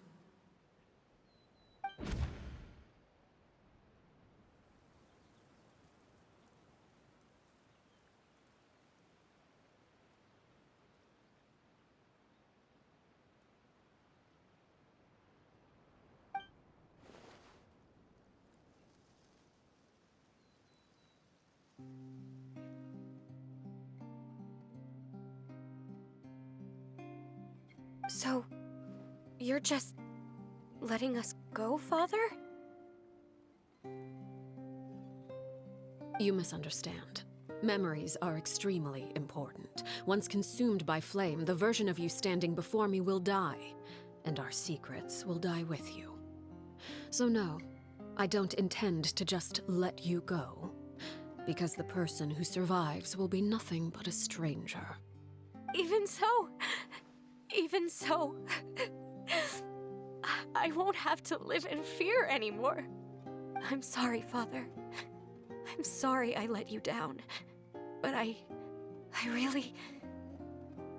Don't cry, Filial. You haven't left the house yet, so there are still rules to be followed, yes. Remember what I taught you.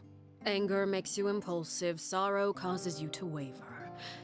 Don't let yourself be controlled by your emotions. Of course. I'll remember. Dry your tears, and go pursue the life you really want. Yes, Father. Chaplot, Fultz, Elwar. Take them back to Poisson. And bring Linny and the others as well. I prepared 3 extra vials of bottled flames. As for whether to take them, the choice is yours. Goodbye, children. The next time we meet, I will no longer be your father. Thank you for all you've done for the house. I hope you have bright futures ahead of you.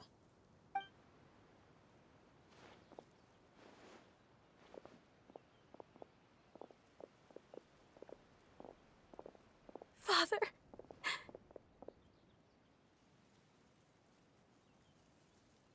Let's go.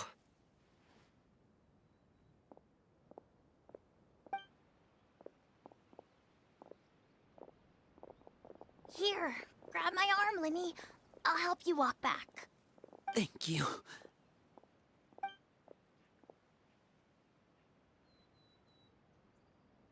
Claire V.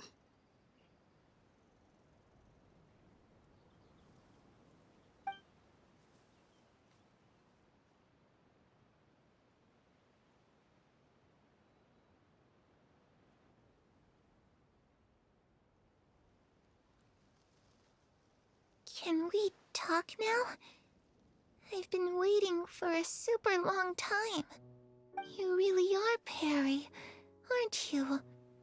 I haven't seen you in so long. How come you're all grown up? Wait, did I somehow travel to the future on accident? Or am I dreaming? What a long dream. Neither. You died, Claire V. That's what happened. You could have at least sugarcoated it a little. Look, she's done speechless.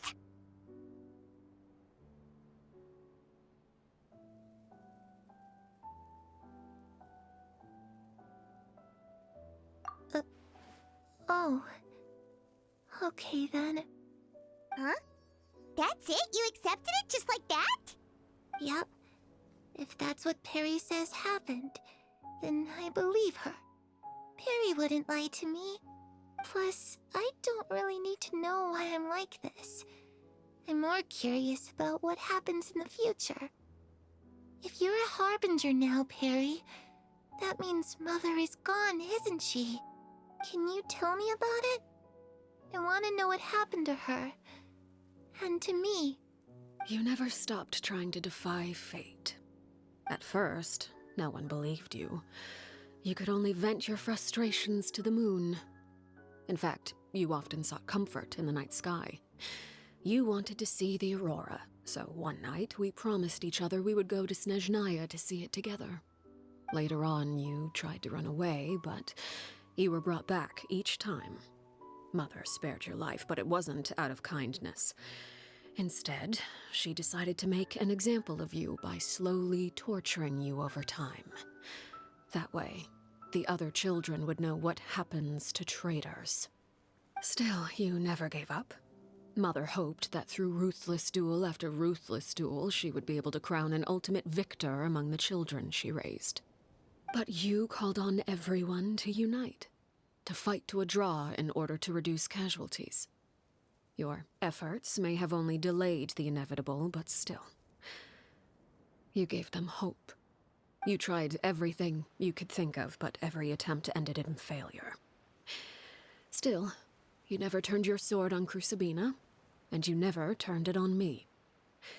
On that gloomy day, you told me, "For the last 16 years of my life, I've done everything I can to fight for freedom.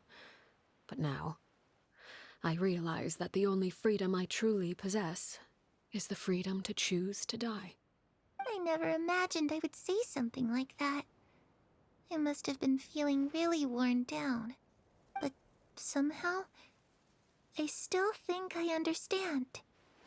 According to Mother's plan, only one of us was going to make it until the end. And I always hoped that person would be you.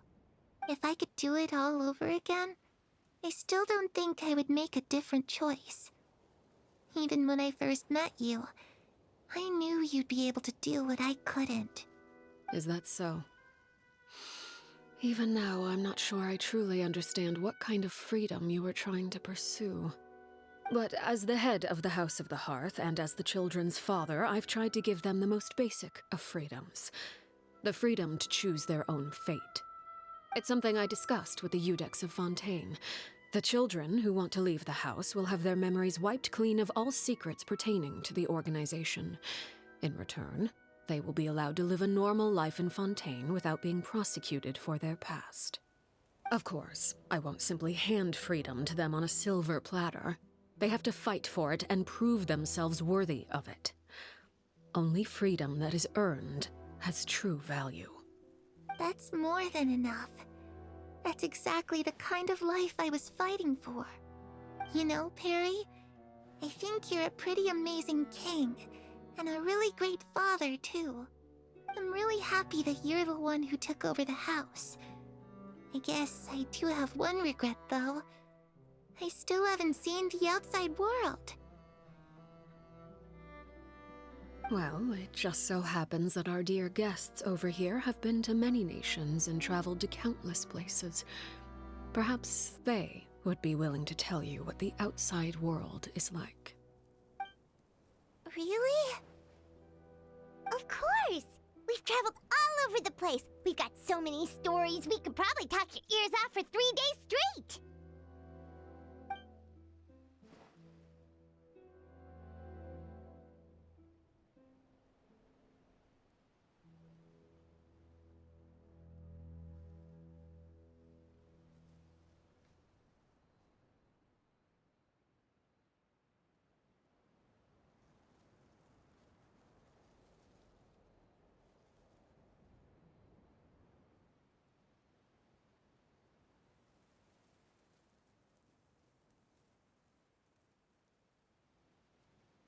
You know, I used to dream of being a bard.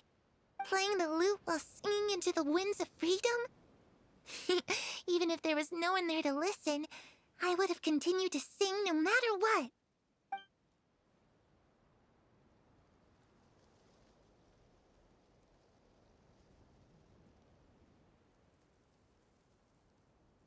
Ah, that's where Mora comes from. I never knew that before. If I had some Mora, I would buy 3 new dresses. One for me, one for Perry, and one for Mother. It's just too bad Perry doesn't like wearing dresses. And Mother, well, she probably wouldn't accept something like that either. I guess I'd just have to keep them all for me then. I could wear a different one every day.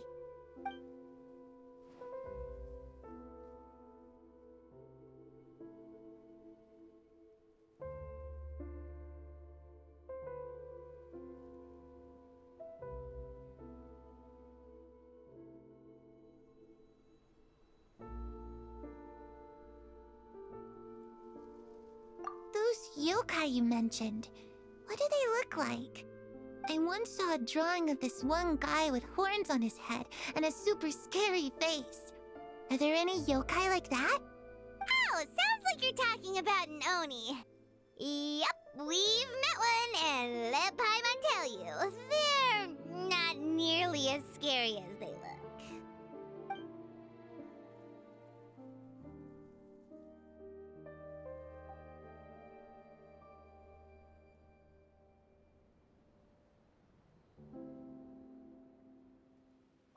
I was always too afraid to skip Mother's fighting lessons.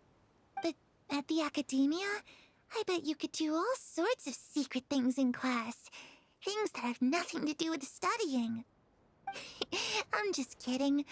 Being able to study whatever you want without having to fear for your life actually sounds pretty great.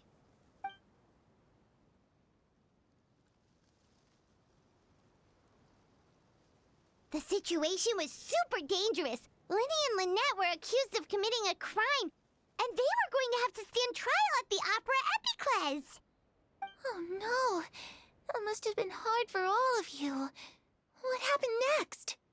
Don't worry, we were able to turn the situation around super quickly. All thanks to Detective Paimon, of course. How'd you do that? Come on, tell me. Okay. So it was like this. After the failed magic show, we rushed to the scene and...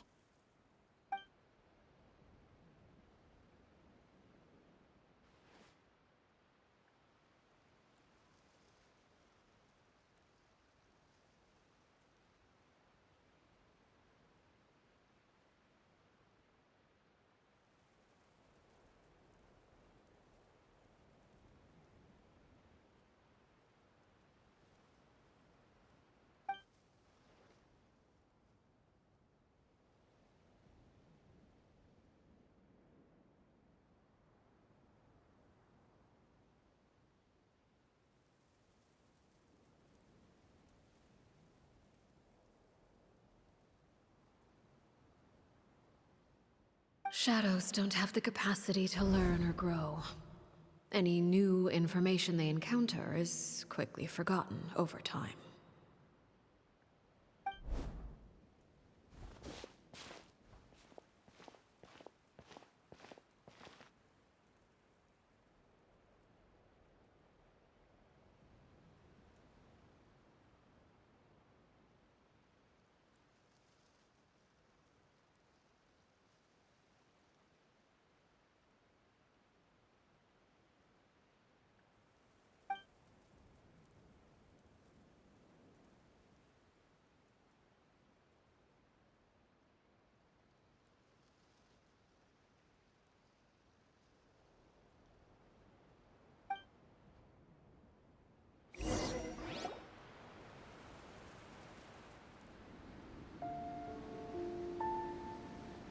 Clairvy, you've worked tirelessly from the shadows to overthrow the House of the Hearth.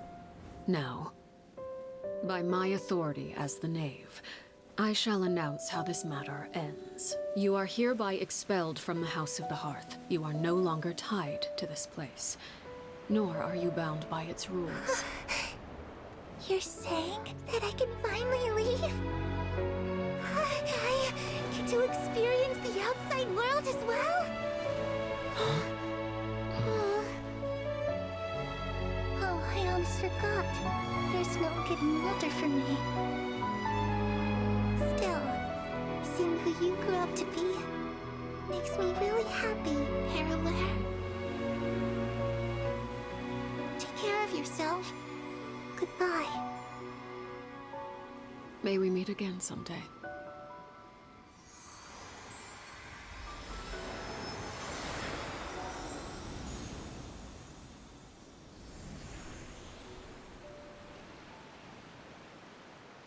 Clairvy.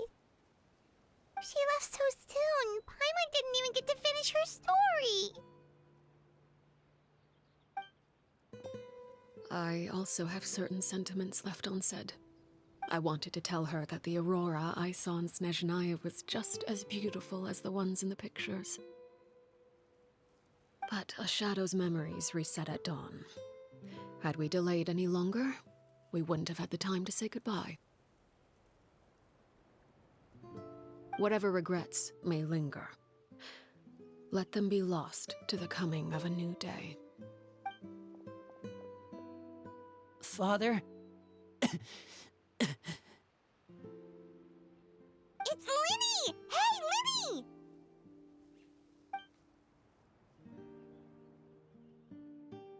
What is he doing back here? Let's go check it out.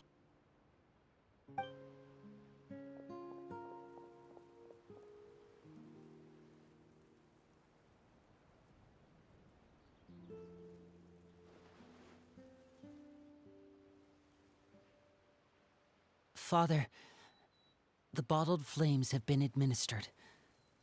Filial and the others have left the house. And you? What have you decided? Thank you for giving us that choice, Father. But we never wanted to leave the house. It's the only home we've ever known. Lynette and Fremine feel the same way. They're recuperating back at the Hotel Bouffe d'été. But I decided to come back and tell you where we stood. I'm sure you're well aware of the expectations I have for you. I want you to follow in my footsteps and become the next king of the house. Yet you seem to have different ideas. I must admit, I'm rather surprised by your decision to stay. There's nothing wrong with choosing to live a quiet life. Leading this organization is a heavy responsibility, one not so easily carried by someone forced onto the throne. I just never understood what you saw in me. What made you believe I was deserving of that throne? You're brave, talented, and, most importantly, you cherish your family. You would do anything to protect them, even if it costs you your life.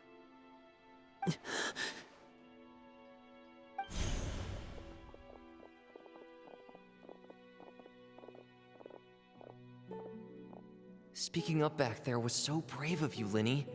It's all thanks to you that we were able to convince Father to back down. You're a hero, Linny. Hero. Father is the real hero.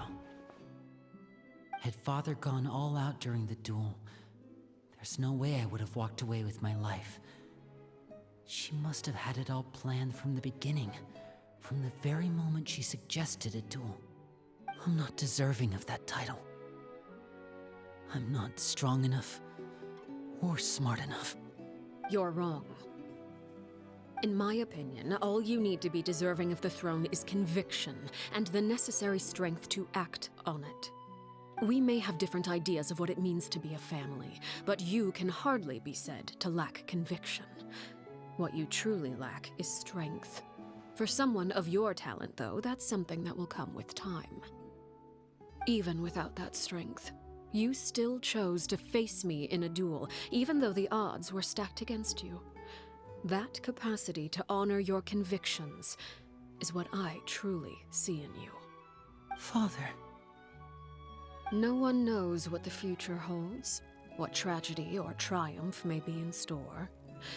Being at the head of this organization requires the strength of will to face whatever comes. Caution will only hold you back. If reaching a certain standard were required to go after what you want, I would never have succeeded in killing my predecessor. Back then, there was still a considerable gap between our abilities. Strength may decide the ultimate victor, but those who let a lack of strength dictate their decisions or undermine their convictions will never be worthy of the throne. I understand, Father. Thank you. Children must grow up to surpass their parents. Only then can a family continue to flourish. The road ahead is not an easy one, so I'll ask you one last time. Are you certain you want to stay?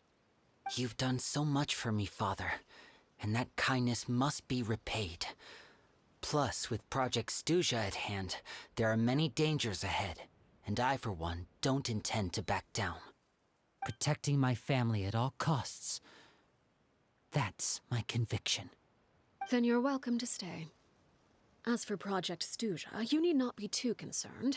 If those cowardly businessmen and heartless dignitaries try to take us down, I'm prepared to teach them a lesson. Having members who longed for the light was our organization's last weakness. With those members no longer among our ranks, the House of the Hearth is like a spider hiding in the shadows. We need only wait for our prey to come to us. At present, our imperative is to use their plan to our advantage. In doing so, a crimson moon shall rise amid the frigid blizzards of winter. No demonstration of loyalty shall go unrewarded, and no sacrifice shall be in vain. As for the two of you, whether we meet again as friend or foe, I'll remember the camaraderie we shared in this moment. No matter how arduous the journey ahead, I hope we both reach our desired destination.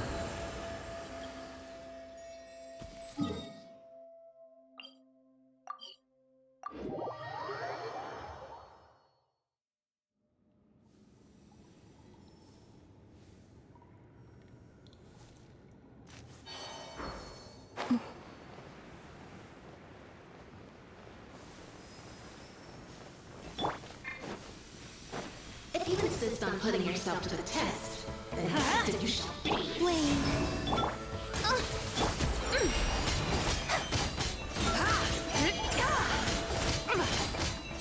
Like the dust!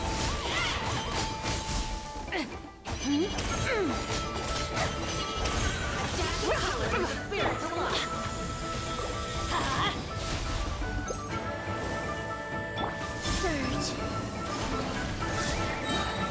A moonlit night for all. I'm going in! Huh?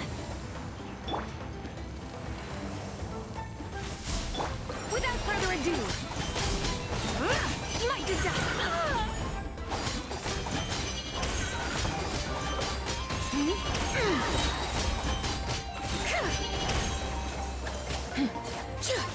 The sky's clear, the glazed moon shines!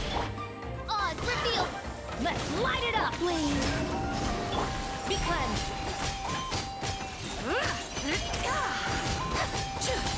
Smite to death! Very well. Consider your strength. We go! Acknowledged.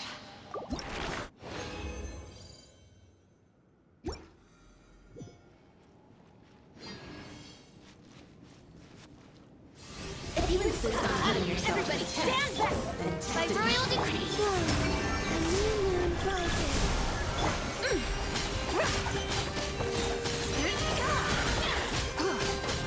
Smite to death! Divine light, shield them! Very well.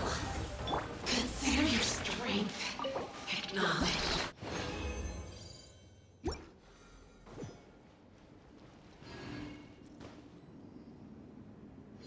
If you insist on putting yourself to the test, Oz, reveal!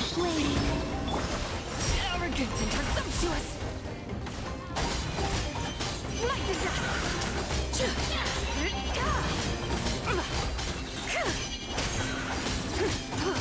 Smite to death! dash of color brings a spirit to life. Shadow Raven, let night fall! Everybody stand back! Three moons converge.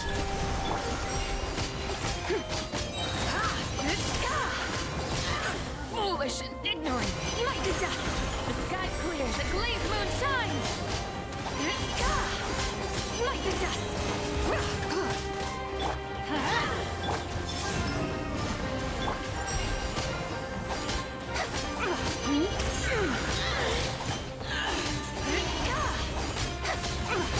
Smite to death! Very well. Consider your strength.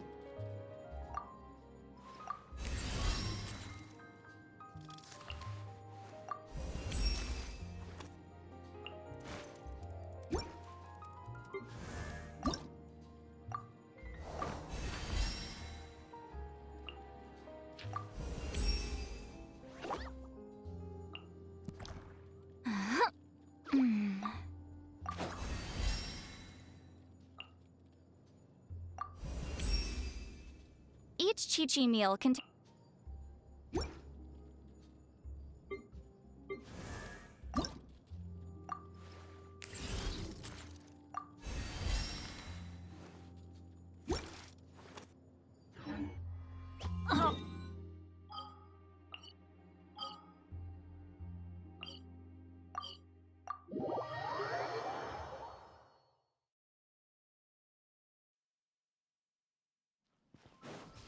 Adventure time!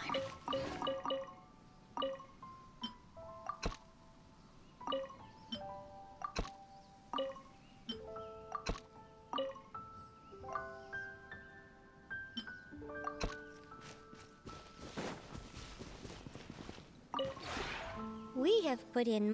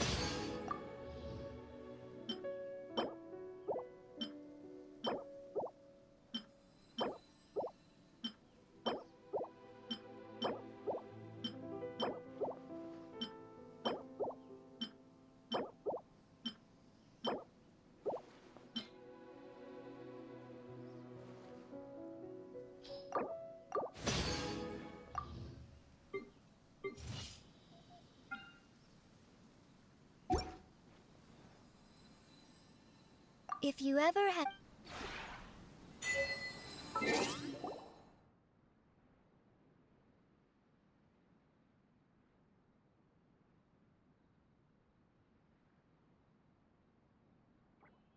Benny's adventure team, assemble!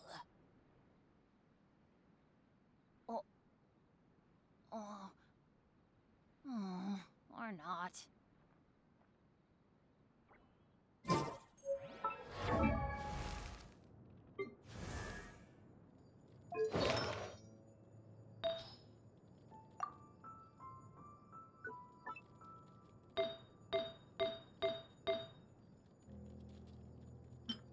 No one's joined me on an adventure in ages.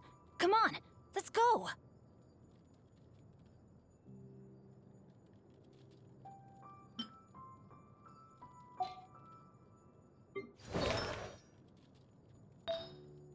Benny's adventure team, assemble!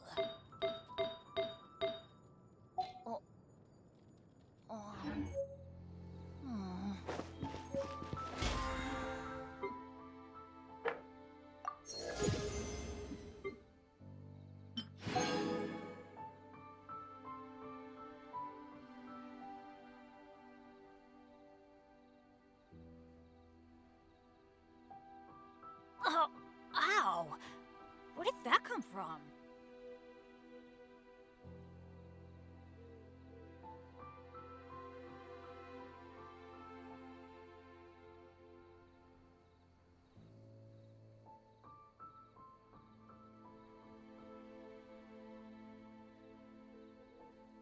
Let's go find some treasure.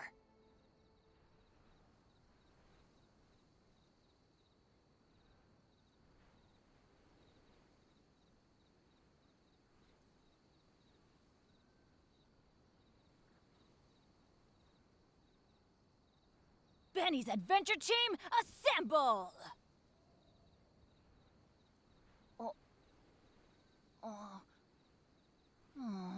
Or not.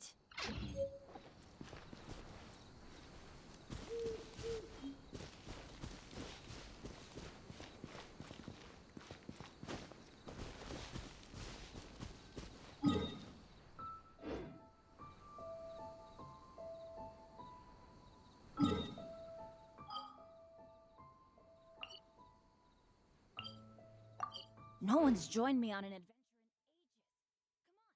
Come on, let's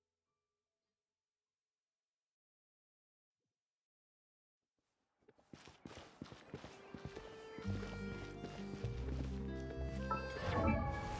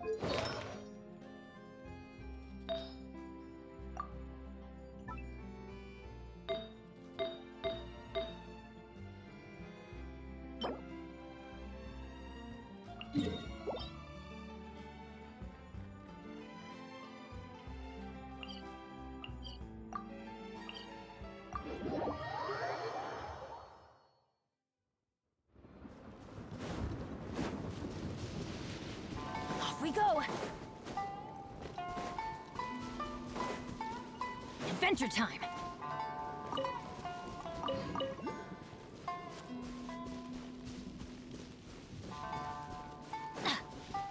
Off we go!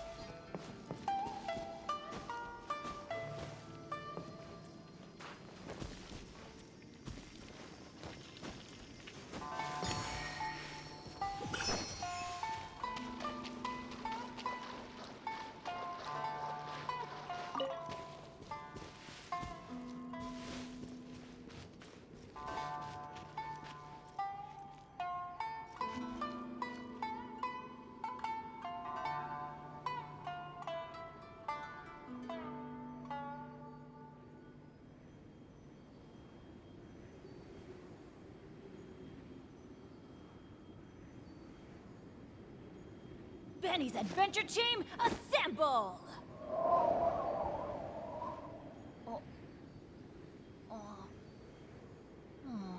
Or not.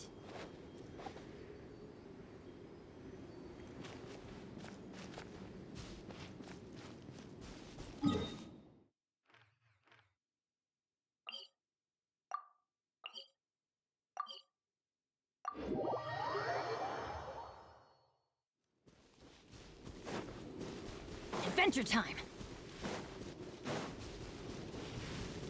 Off we go! Yeah!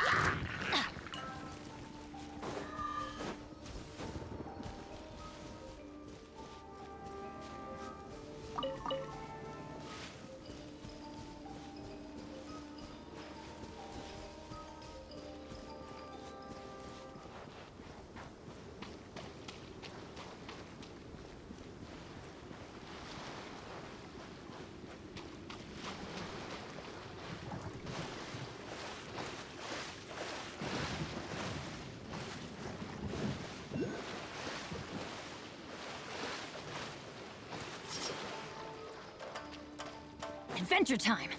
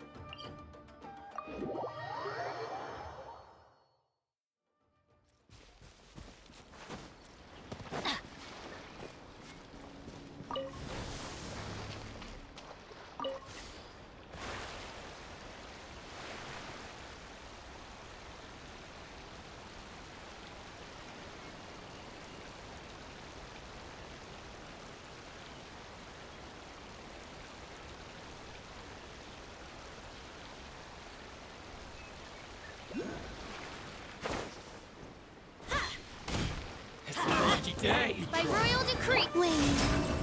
Without further ado! To the very...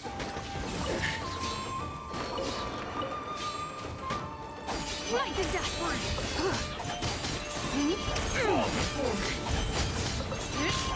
You win. Freeze! I got careless.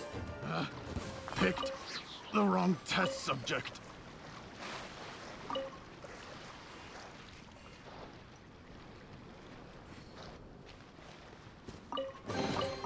You should take it. It may prove useful.